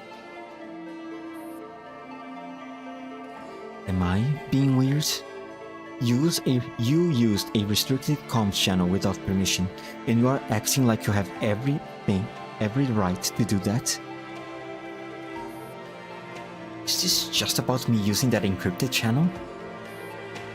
I told you, I only use it because it was highly secure. If it bothers you so much, I can just set up another encrypted channel.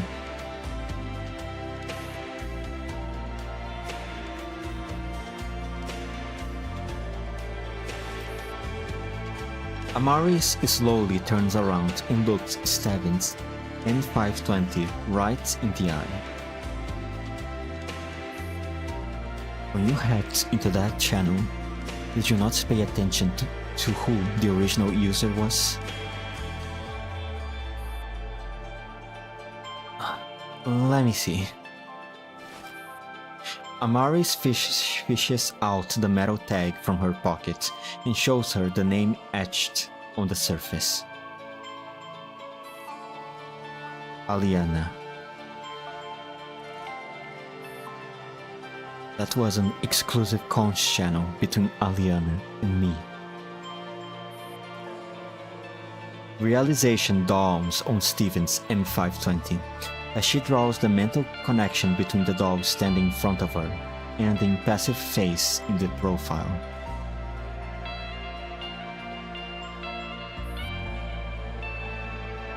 Sorry. I offer my sincere apology. I didn't know it belonged to Aliana, or that using it would make you angry.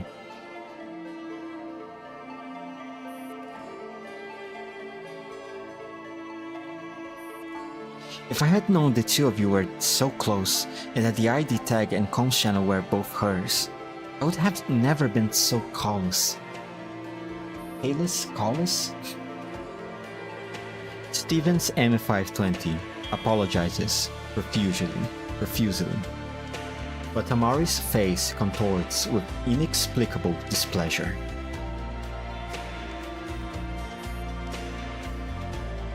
Who says we are close? Huh? I hate her.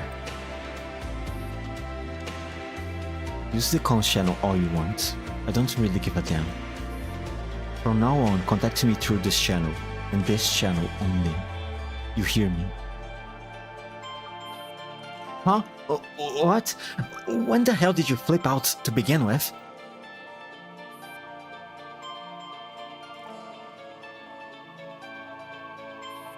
Amari's neural cloud kicks into high gear as she scrambles for an answer. Finally, her eyes fall on the tea stain on Steven's M520's dress. I didn't flip out. I simply despise dolls that wear dresses.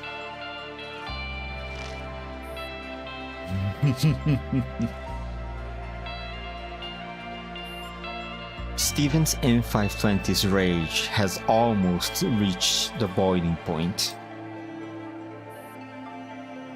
I've been so pissed off since Irma.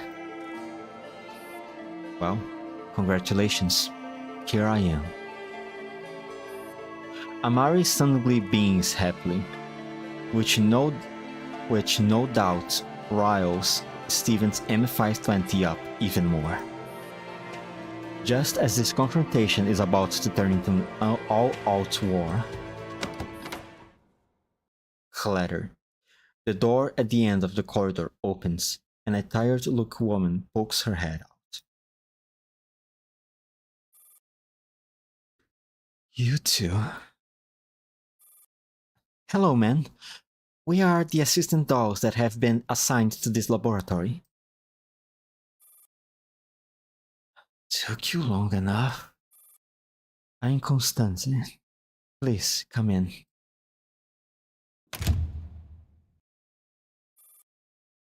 Amaris leads the way into the lab.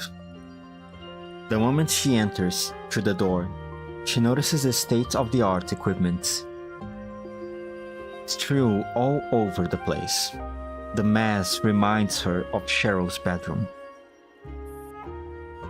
Stacks upon stacks of lab reports and reference materials pile up into a paper fortress. Unwashed lab containers are almost overflowing from the sink. And hazardous And hazardous materials marked with warning labels are scattered carelessly across the table. We are wrapping up this round of experiments. Nele is inside. We'll discuss the next steps with her. Sure. Miss Constance, you look very tired. Yeah. I haven't slept for over 24 hours. I could definitely use some shut-eye. Wake me up in half. No. An hour.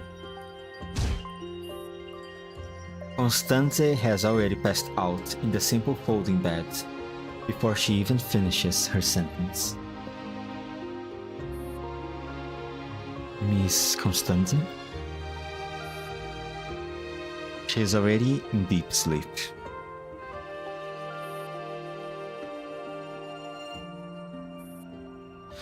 Let's go meet Miss Nelly. She is our mission target. Stevens M520 picks up the hem of her dress gracefully and strides over all the obstacles as she makes her way further into the lab.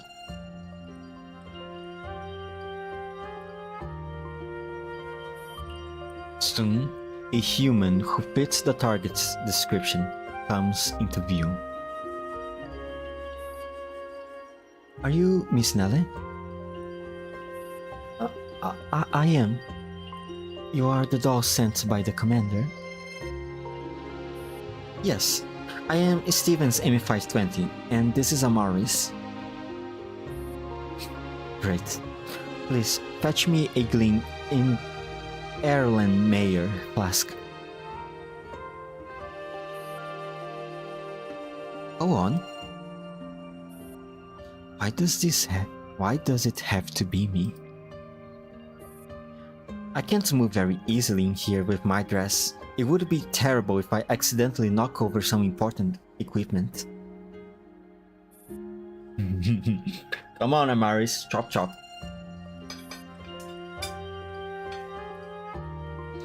Amaris returns to the crate full of clean laboratory apparatus that she has spotted earlier. She picks out a Erlenmeyer flask and passes it over to Nelly.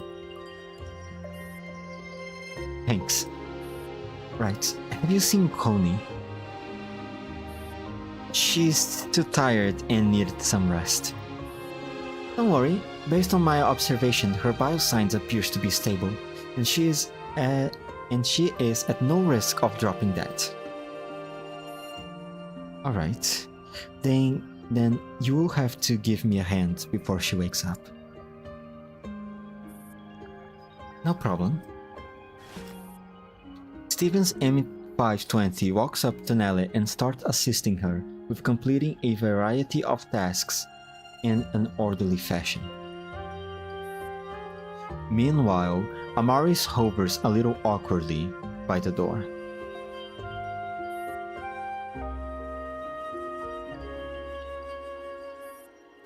Don't just stand there. Go and wash the lab apparatus in the sink. Amaris quirks an eyebrow and silently gets to work. Wonderful cooperation, you two. All done? Oh no, silly music is kicking in again. If you're done washing those, here's the next batch. Stevens M520 drops a crate of freshly used apparatus at Amaris' feet. Oh my god. You... What?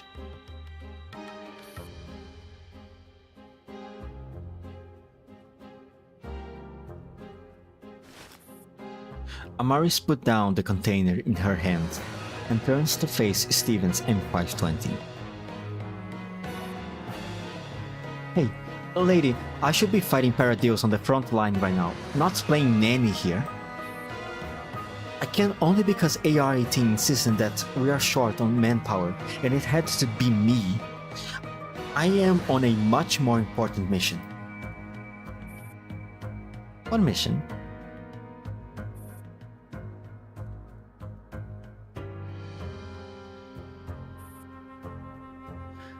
The mission that Daybreak Squad has yet to complete.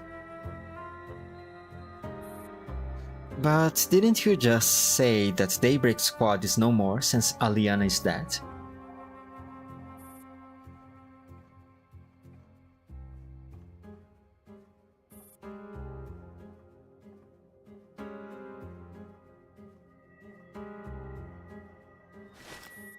Staring at the complex expression on Amari's face, Steven's M520 suddenly comes to a realization. So... enough.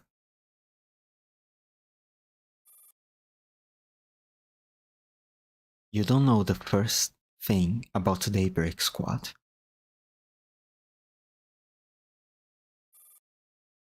So what is Daybreak Squad?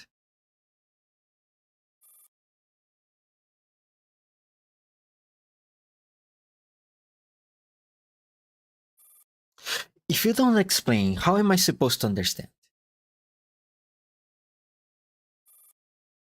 I don't need you to understand me. I have no desire to understand you either. But we are teammates now, and I have a responsibility to get to know my teammate.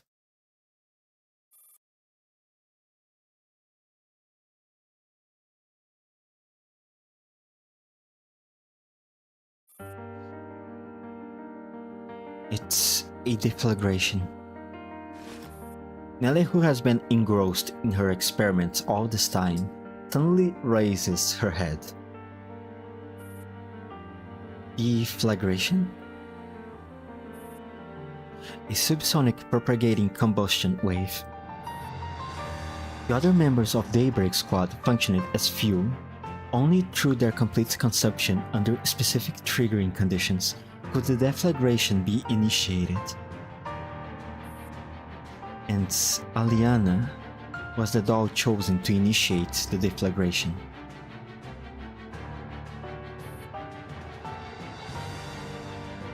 The entire squad was formed just for Aliana to...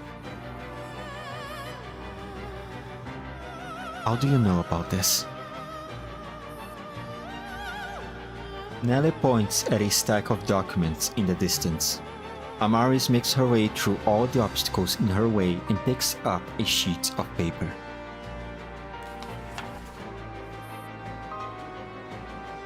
Miss Nelly, aren't these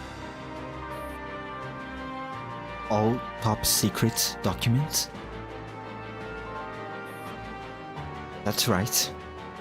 What you have in your hands is information about the Evangel Axis, left behind by my teacher.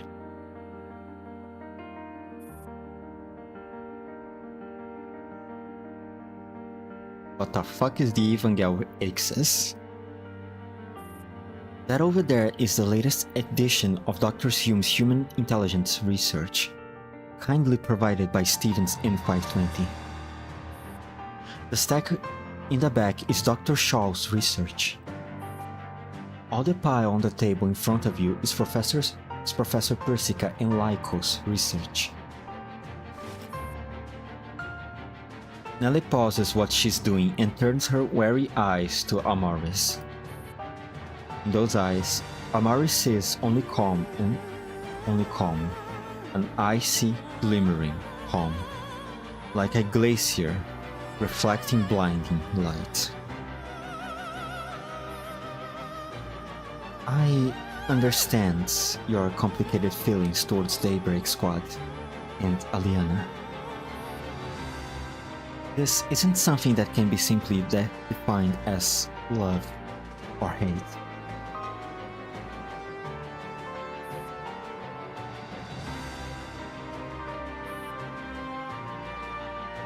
I'm trying to reawaken my teacher. Before she was transformed into an Ito, I respected her deeply and strove to follow in her footsteps. But as a Ito, she did all kinds of things that she would have found deplorable in life. And now, as I set eyes upon her remains, I don't quite know how to feel about all this either.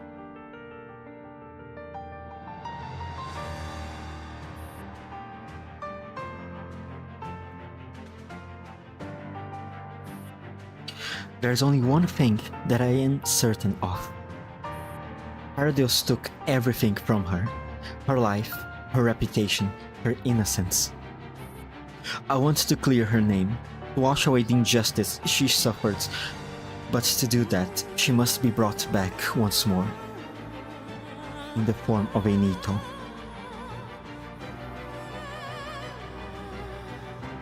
Jesus Christ.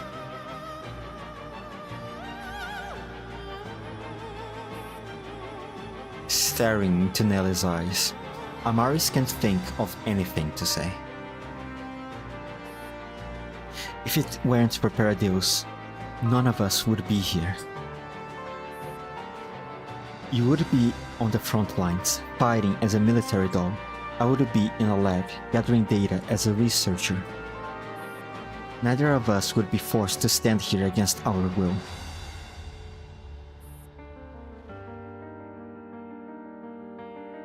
I understand. I just want you to know, this isn't the rear. This is the front line. The front line in the fight against Paradeus.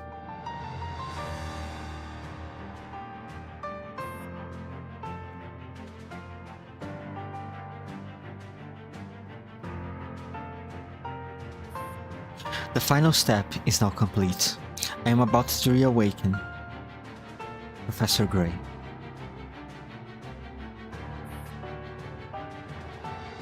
I will be assisting Miss Nelly. Please handle the tests. Right. Stevens and 520 follow Nelly into the dark room in the back of the lab. Amaris, once this mission is over, let's have a proper talk. Perhaps it isn't impossible for us to be friends.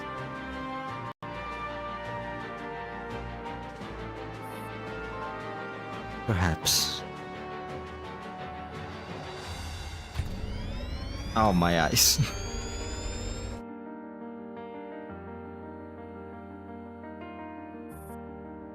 As the machine powers on, Amaris feels as if she could already hear footsteps rising from the depths of hell.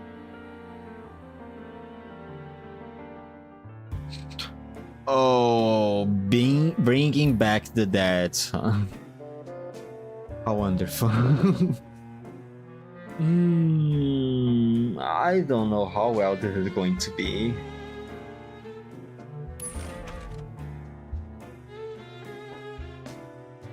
It should be fine, right? After all, Gray does become a playable character. Now, what the hell are we dealing with here?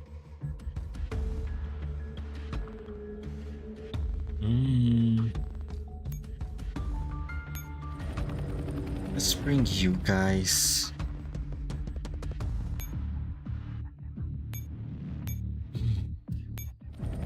Some HOCs because why not, right? No, wait. I think these guys will be coming in waves.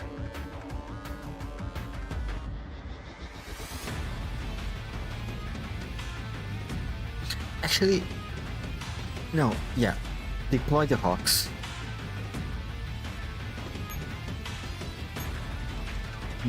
MK. And then... No, not you. PP93. And... M2. Okay.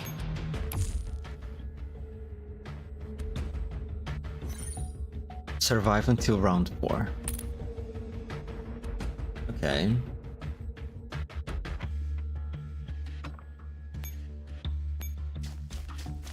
Let's move all the Hawks. Just like this.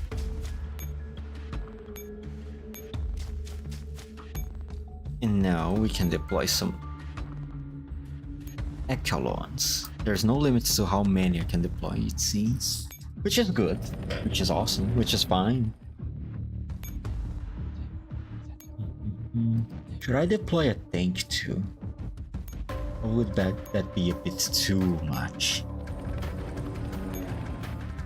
I mean, not like I have many more options. Deployments here.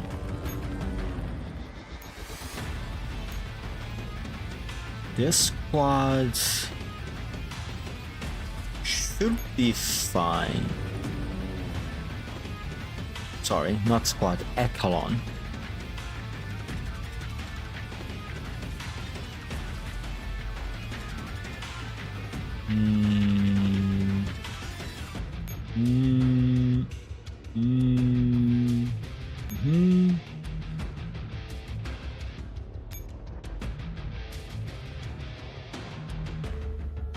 You are advancing there. Advancing there. Okay, alright. Switch here. Go here. Let's try to capture that heliport. You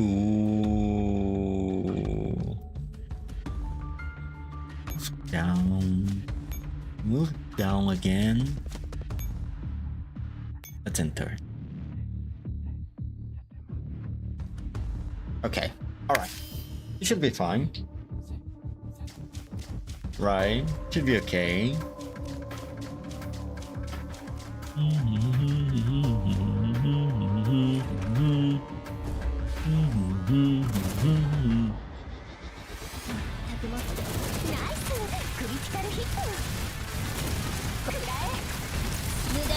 Uh-oh.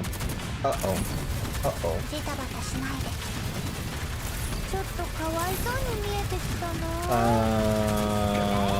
Never mind. It's fine. It's fine. It's fine.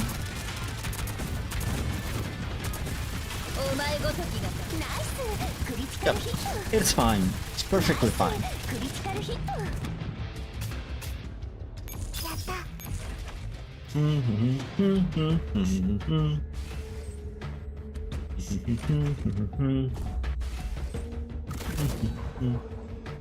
Takaがネズミどもに邪魔されるとはな。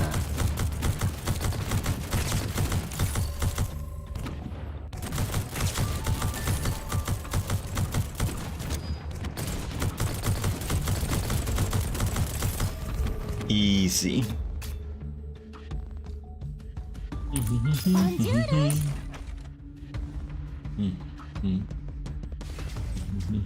Oh. I was not expecting them to be able to move that much. I'm going to be honest. My bad.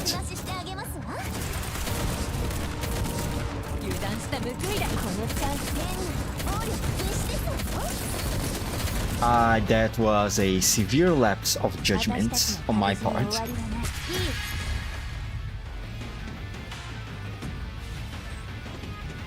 I am screwed. Please tell me you're going to be able to deal with her. Why the fuck she has a snake? What the fuck is that snake tail? Oh, she's easy. Let's go. So easy. So good. Jesus, guys. Made me feel worried for a second there.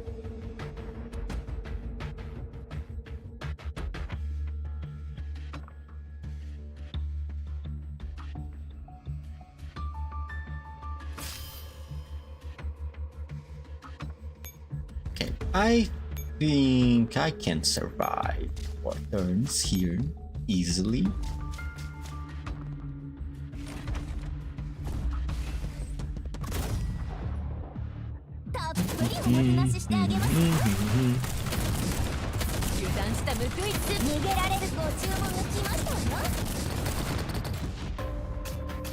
Easy and simple. I mean, what much more commentary can I say?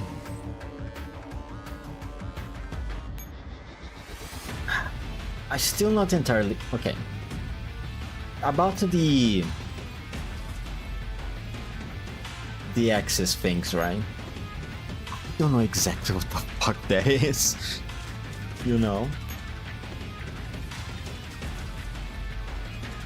Even a few of more of the other veterans of the GFL community on Twitter have expressed they don't know exactly how to explain the access yet.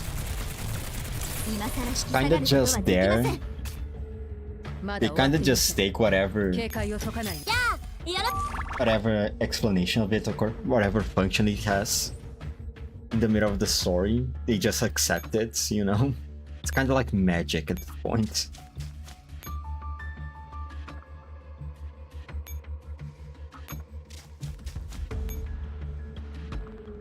I going to move.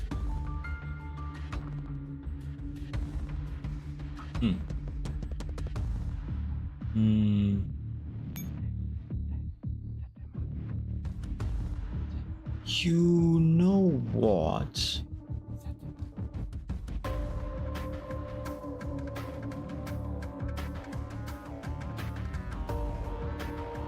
After this.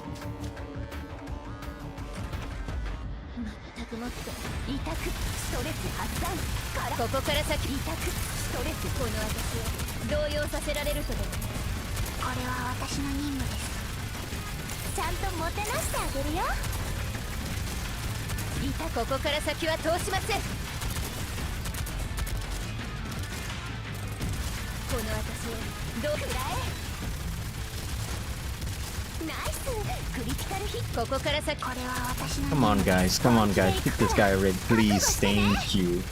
Thank you.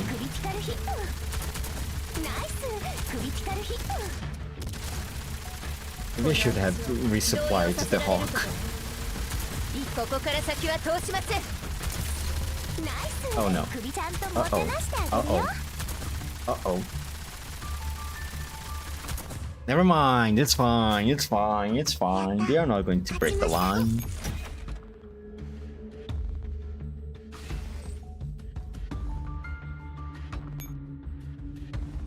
Okay, let's do this.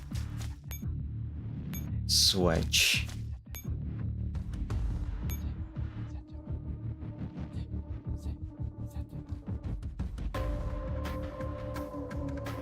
Okay, you stay there. You, I think, can move.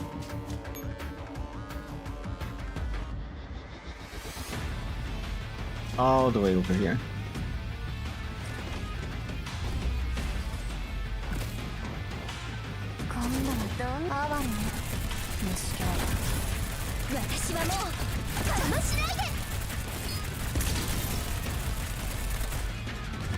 Let's go.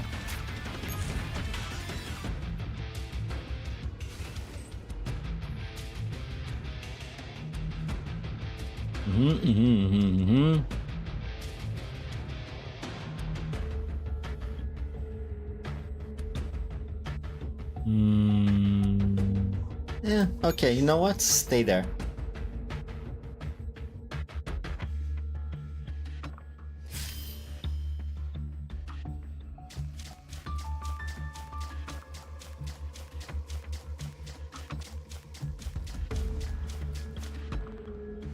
Got so many of them.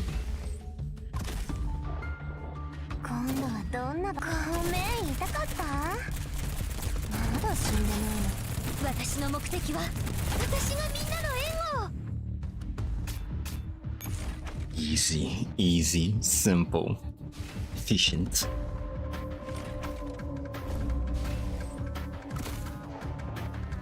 Waiter, please, can you give me more trash mobs to kill?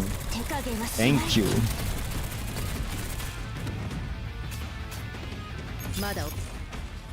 One less.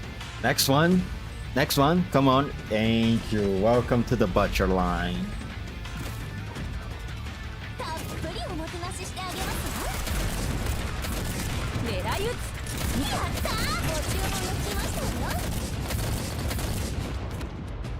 Nice. Very good. Very, very good. Oh, one more. 痛くストレス発散からここから先痛くストレスこの私を動揺させられるとでも戦場で引き下がるわけにはいきませんちゃんともてなしてあげるよ They don't even scrap because the shields keep regenerating so fast. この私を動揺させられるナイスクリティカルヒット There we go.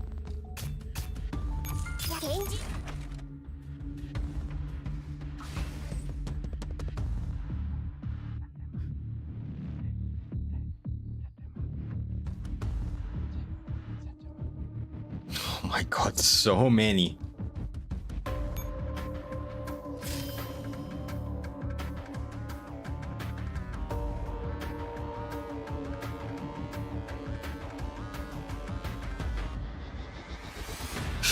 Okay, all right.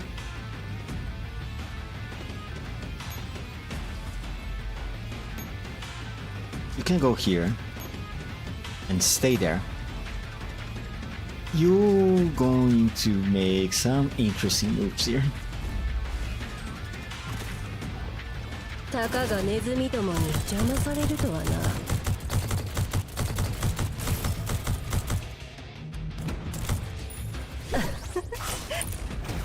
Thank you.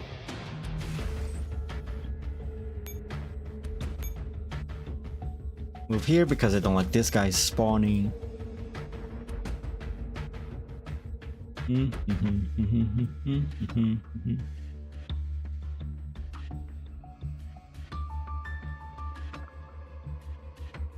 Oh, I don't like this guy over here.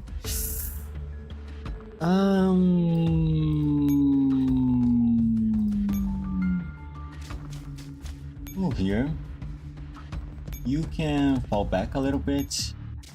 You just need to survive one more round, right?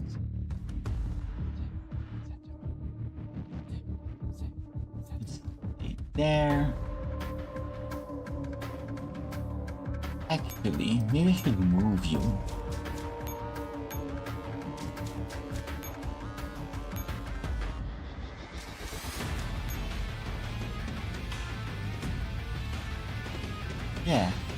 Yeah, this is going to be fine.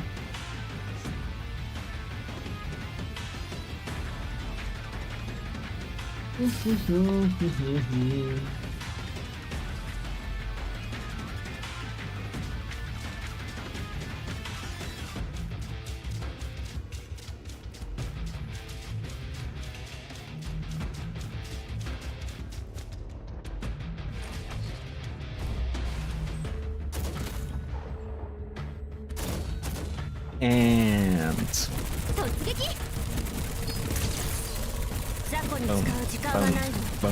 boom. That's I was thinking, will Gray really be? We are doing this whole thing assuming that, but okay. Let's say the experiment works. Right. What exactly is the plan here? Are we going to use... Perhaps you're going to use Gray's position as an Ito to infiltrate the intelligence system of Paradeus and try to collect information from there. I imagine maybe that's the plan. But let's say they do resurrect Professor Gray as an Ito, but she's not granted access. Then what? What exactly will happen in that case? Also, so far, where the fuck is Lunasia? I haven't seen her anywhere yet. I thought she would have a much more of an important role within this. No, I guess she, in some way, she's quite removed from the Nitos. And since she's human, she doesn't have a direct connection to the Paradeus system, which is more like a William experiment, I think. 私みんなの邪魔になってないのかな Is she related to Project Valkyrie? She might be, isn't she? 研究会の希望の星 Because she did say the whole thing about bringing a god. No, bring a god to this world is Project 楽し Valkyrie. みにしててくださいね I don't know. Well, I just need to read the story to see what's going to happen, right? Before reading the story, just another second intermission here.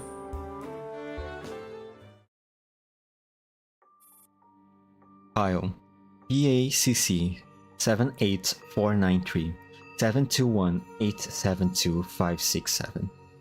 Decrypting. Beep. A surveillance footage from Basnon Primary School, number 6, starts playing. Sana, it's already 6:35. I told your mother to come to the meeting at 6 p.m. Didn't I? I'm sorry. Mama is very busy with work. Doesn't your mother work as a teacher at high school number 1? I have friends there, and they have all got off work by now.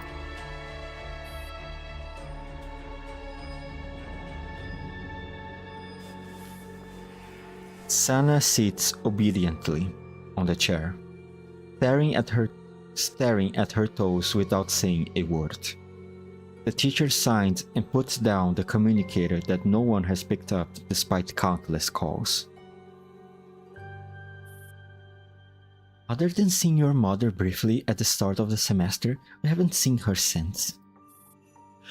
I do understand how hard it is to be a single parent and a teacher. That said, school arrangements still need to be respected.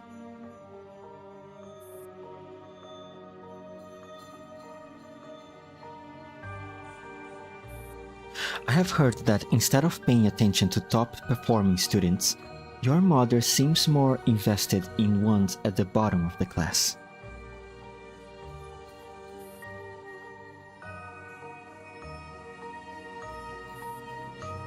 If only she would spare even half of that attention for you.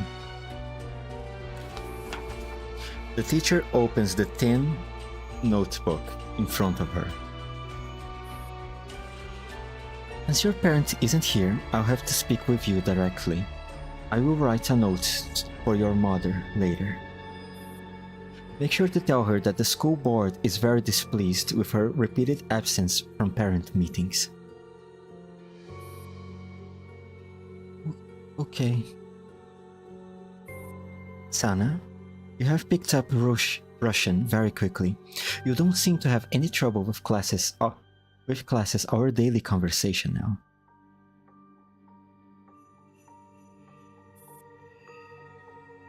Your Russian compositions this term were excellent. The Russian teacher specifically asked me to commend you. Thank you. All of your grades this term are A's. Very impressive. Especially your math. You scored full marks. However, you scored 0 for physical education. The PE teacher says you have missed every group training session.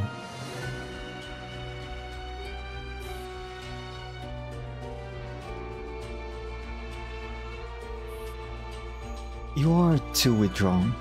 Several classmates have told me that you are very aloof, always keeping to yourself, and that you are never around during group activities.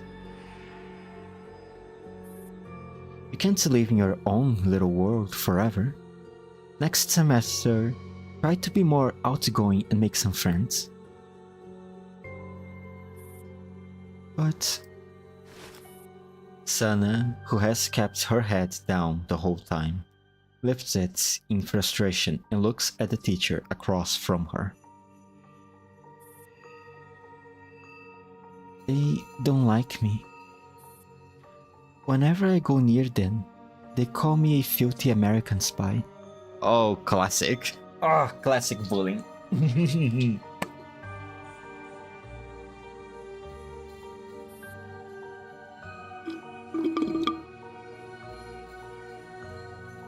Sometimes, when I walk past them, they shove me away really hard.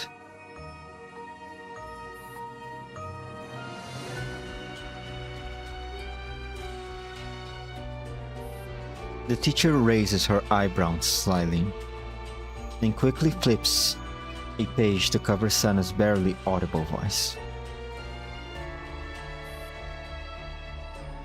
There's no more to discuss. That will be all for today. Oh, fucking bitch. Don't want to deal with that. Okay. Thank you, teacher. Like a wind-up toy, Sana, who looked like she was about to cry just moments ago, suddenly springs out of her seat, slings her backpack on, and rushes for the door.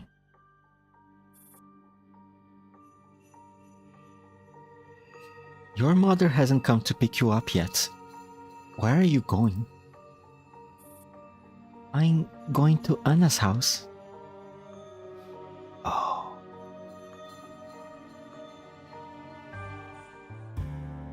Oh. Oh. Oh. Oh. Oh.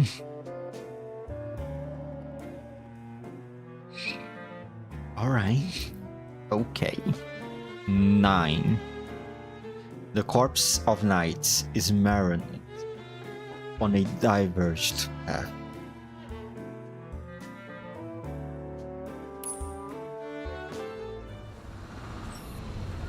Outside Frankfurt Airport, Sterling waits patiently for their turn to enter the airport parking lot as car after car inch forward.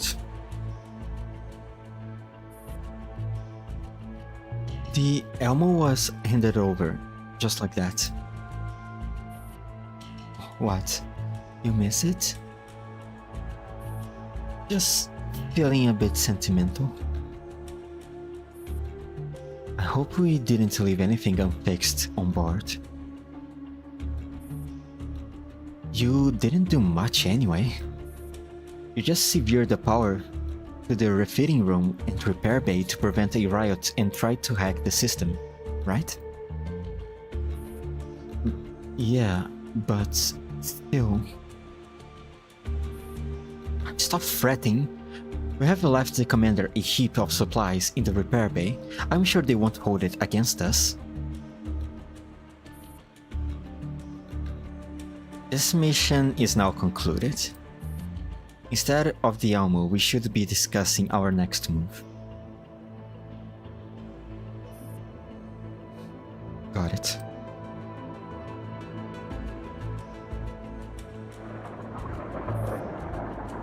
Cargo Hub, Frankfurt Airport.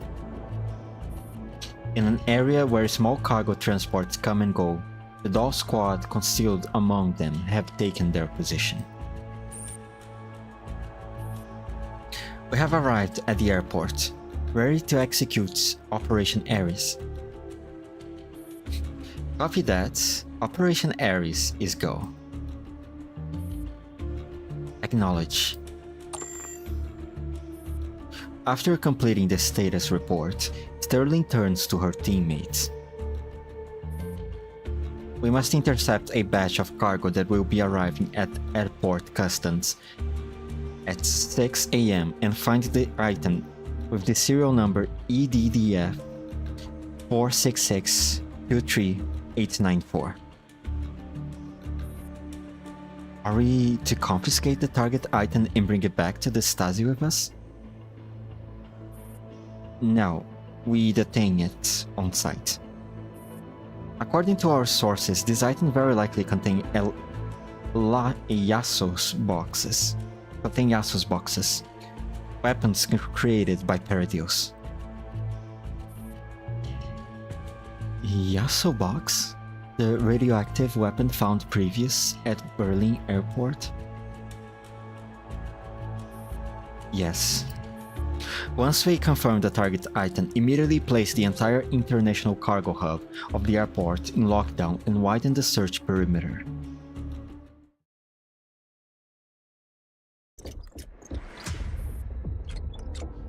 "6:05 a.m. Several military personnel are directing logistical dolls and putting cargo onto designated shelves. Under Sterling's direction, the squad has split up to assert control over the logistical dolls in the warehouse. Sterling, we have taken control over the place. Sterling flashes her ID. A logistical doll puts down the cargo in her arms and walks quietly over the wall to wait further instructions. Go. Project that.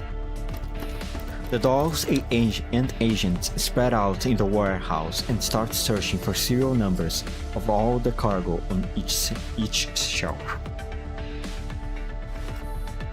Who are you? Military supplies must not be tampered with. We are the Stasi. We are taking over the supplies. Seeing the Stasi logo, the scowling soldier snickers disdainfully. Stasi dolls, what business do you have here? We are under orders to conduct a surprise inspection on this batch of cargo. Please cooperate. These are military supplies, which can only be accessed by following a special approval review and inspection process. The Stasi has no right to interfere. Oh, so that's how it's going to be, huh? Whoosh. Soldiers quickly approach the dolls and aim their guns at the Stasi agents. We have received reliable intelligence that a batch of weapons will be transported to New Soviet rebels through customs. Then go search for them where you are supposed to. This place isn't under your jurisdiction. This is precisely where we are supposed to conduct the search. We have solid evidence proving that the weapons are here.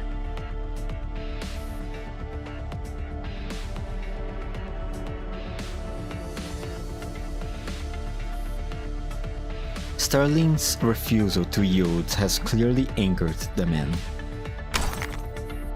With a sneer, he draws the pistol from his holster and slams it on the desk. Solid evidence, yeah? Let them look.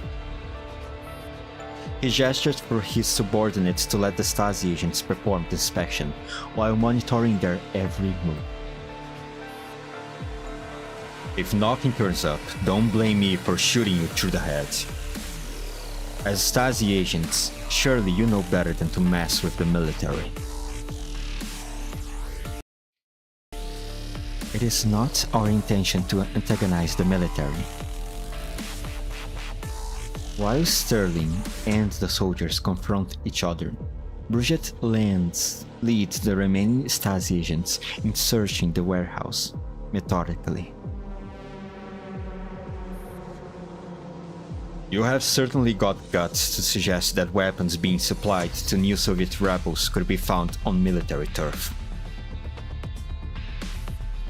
We are simply following the evidence. There were consecutive bombings in Berlin during October and November.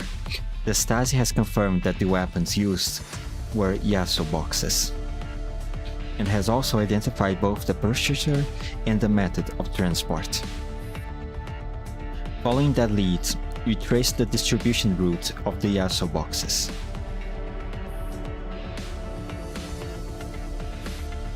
That's some serious allegations you're raising against the military. You know that? I want to talk to your boss. Once we complete the search, you will naturally get to meet our superior. The soldier's fury is evident on his face, but as his anger reaches its peak, he slowly raises a hand, signaling his subordinates to step back. You'd be better praying you find something. Or you will regret coming here today. I promise you.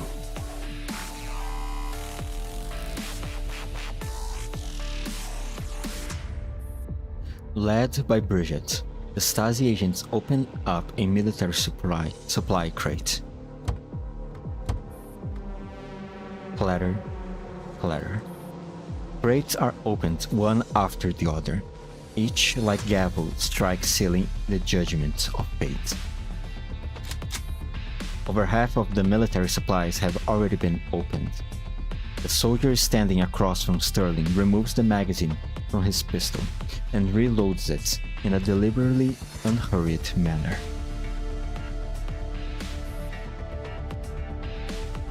I have finished searching this site. Nothing. The serial number could come after this one. No. Get on your knees and apologize. I might just spare your life. Keep looking. Unpack all the cargo and inspect everything truly. Roger. As one crate after another is opened, the soldier can barely contain his grin. Finally, while rechecking one of the crates that has already been opened, Brit finds the target items that have been packed into a single container. After a brief moment of surprise, she immediately pulls out her camera and starts documenting the contents for evidence. Sterling found them. We have also found an order manifest with Amras listed as the purchaser.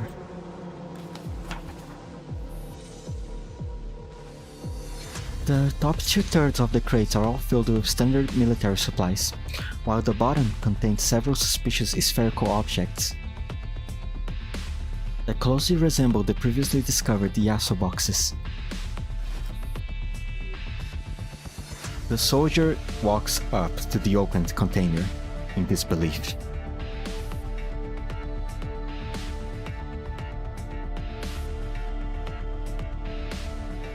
There's nobody called Amras within our ranks, and I have never heard of these Yasos boxes. Leave your statements for the subsequent investigation. We are only here to inspect the cargo.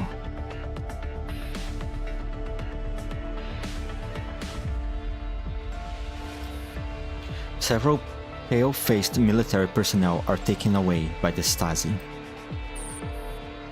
Sterling opens her internal comms channel and issues a command to the Stasi agents that have just reached the airport. Place the international cargo hub in lockdown. All cargo departing from the Neo-Soviet Union are to be inspected, especially those going through the military. Understood.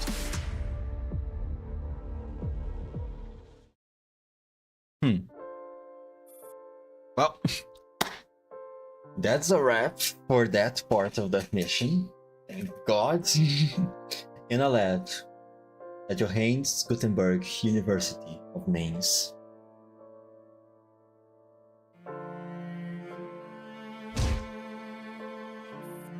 Having gone 48 hours without sleep, Nelly can finally fight it no longer, and has passed out in a sleeping bag on the floor. Constanze has taken over the remaining work, making adjustments based on the data gathered by Amaris. You two can also catch a break. Nella has been meticulous in her work, so there aren't many adjustments to be made. I can handle it on my own. Are you sure you don't need my help? Yeah, besides, there's only one remaining set of PPE for entering Professor Gray's sterile room. Just leave it to me.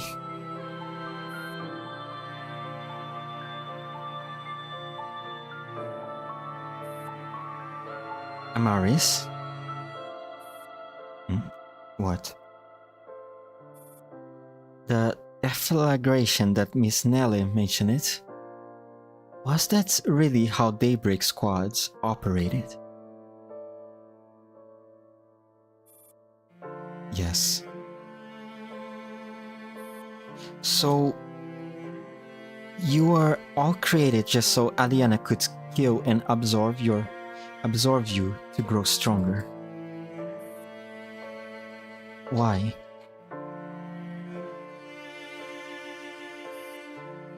How would I know? You never asked your creator? If you had met those scientific researchers who lived through World War III, you wouldn't be stupid enough to ask them such questions. Steven's M520 stops what she's doing. I have also lived through war, but none of the memories or neurologs survived.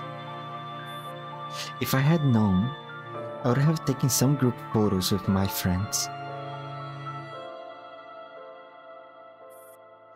I've done that, haven't you?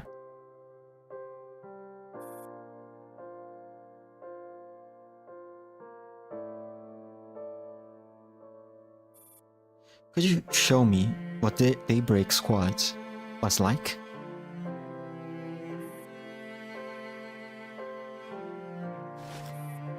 Amaris stares at her, a little dumbfounded. We are not exactly close enough to be exchanging personal secrets, are we? In return, I will show you Dr. Hume's legacy. Fine. Amaris pulls out the only photo Daybreak Squad has taken together.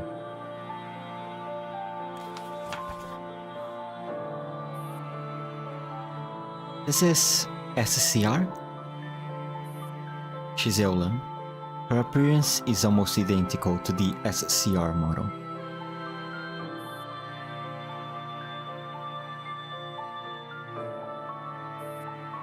And this doll with the bloated out face is Aliana? Yeah.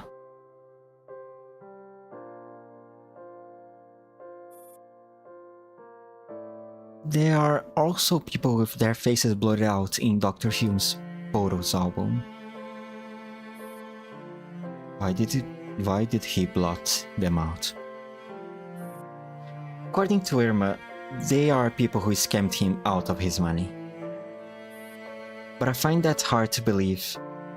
Would the doctor really get hoodwinked like that?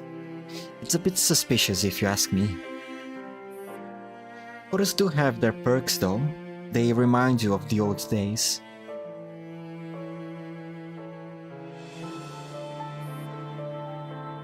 It's nothing worth being nostalgic about. But you still put it out right away.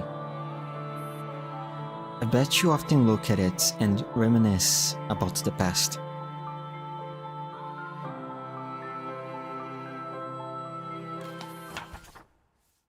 Amaris stuffs the photo away indignantly.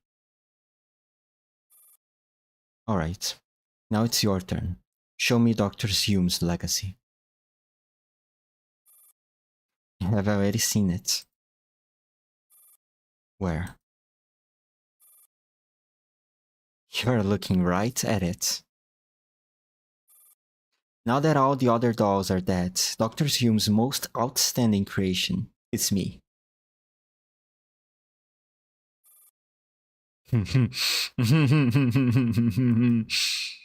Before Miss Constance comes out of her room, don't speak to me again. Oh, played like a fiddle, huh?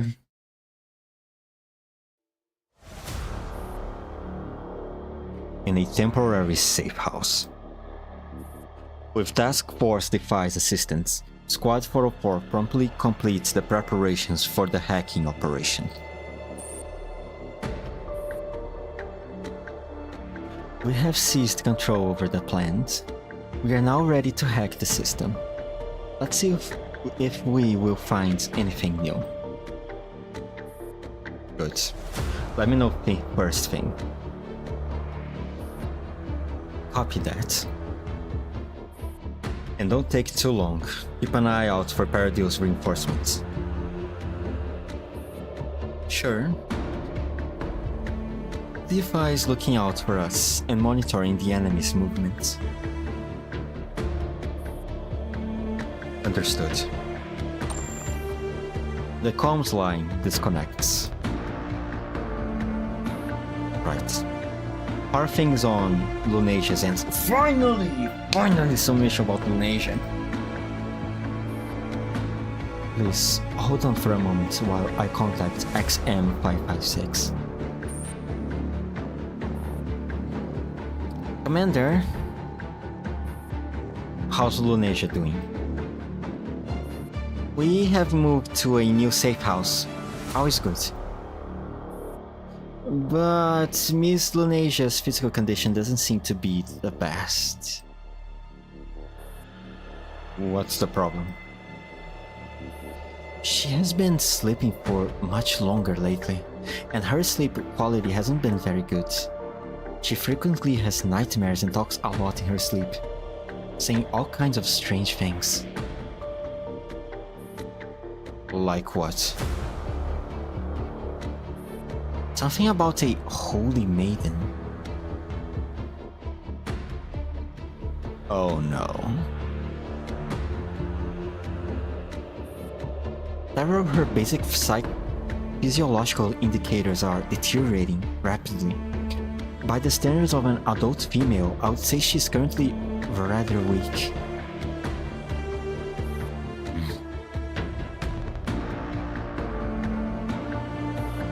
Once we get the ammo back and everything checks out, we will have her return to the vehicle for a full checkup. Keep a close eye on her condition in the meantime. Understood.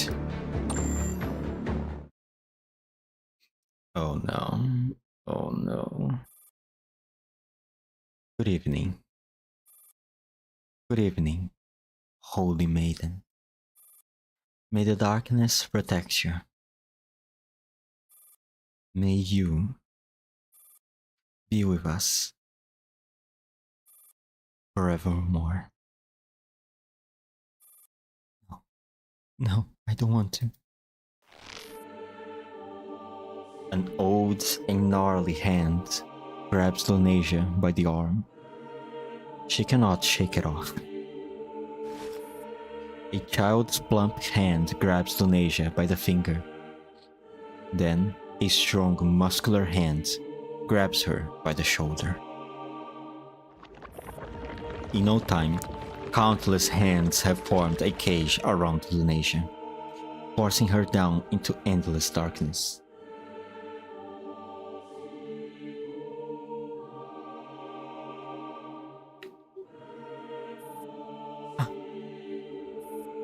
Startling awake from the nightmare, Lunasia finds herself in a soft plush armchair.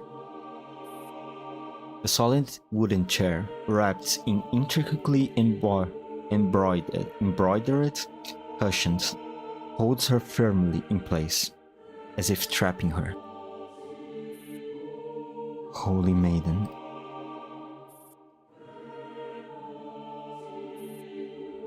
A series of calls draw her attention. Out in the field before her, countless people are kneeling on the ground, bowing in devout reverence. My lady, please, show us the way. I am not your holy maiden. As she speaks, Lunasia is startled by her own voice. Tender and immature, it is clearly that of a child. Oh, Holy Maiden, please guide us.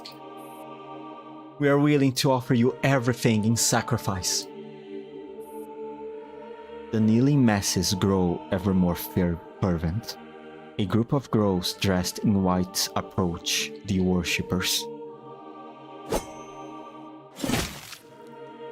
After a brief pause, they draw daggers from the wide sleeves of their robes and slit the worshippers' throats. No, don't kill them.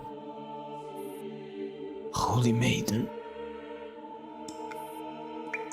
With serene, content smiles, the worshippers slowly draw their final breaths. Crimson blood pools and gathers, surging towards Lunasia like an ancient, monstrous beast. No. She tries to run and escape from this place, but a pair of strong hands press down on her frail shoulders. She looks up.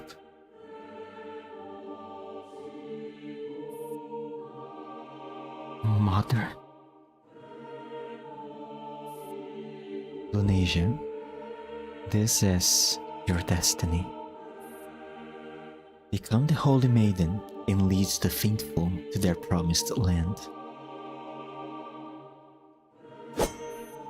She too draws a dagger, its sharp gleam burning into Lunasia's eyes. Fuck me, man.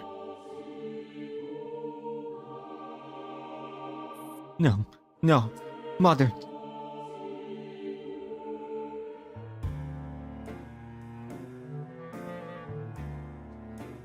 Lovely. Wonderful. Truly wholesome stuff. Oh, yikes. Yikes. Ugh. Oh? Which hour is it? 7 p.m. I will have to finish here. Tomorrow, I will have 13 stages to go through before the event ends, which is not very good. Doesn't sound very good. Doesn't sound very easy. But it is what it is. You know, I know I was talking about when is Lunasia going to appear again. You know, I was curious, but now that I have my answer, perhaps I should have left her quiet. You know, maybe I should just kept my mouth shut.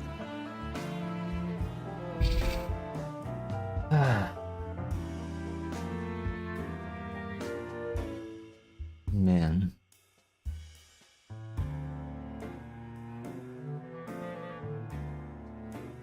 The event right now has been building up, slowly. It has its moments, it has not yet reached the climax, of course. We are still, what, halfway into it? I'm kinda curious, what exactly?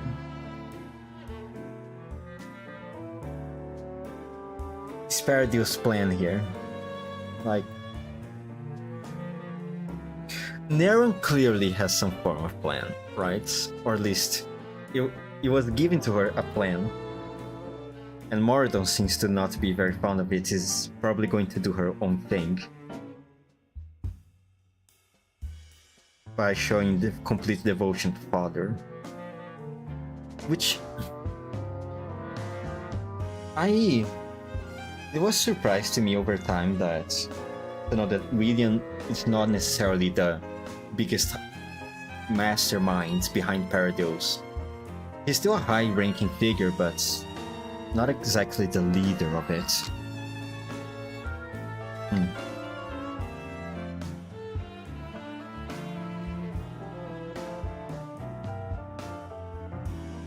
Maybe I should try to read some Twitter threads. I don't know, but maybe I would get spoiled. God damn it, I will have to finish the event. hopefully the next 13 stages are going to pass very fast, and I will not have to spend essentially the entire day having to read through everything or play the fight stages. Maybe, you know what I could do? Maybe I should try to clear the fighting stages. No, but then how will I know the order of these? I would have to check one by one, would be annoying.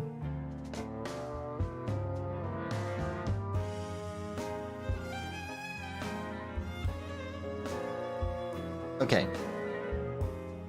Alright. I'm going to stop stalling. I need to finish this, I have other things to do.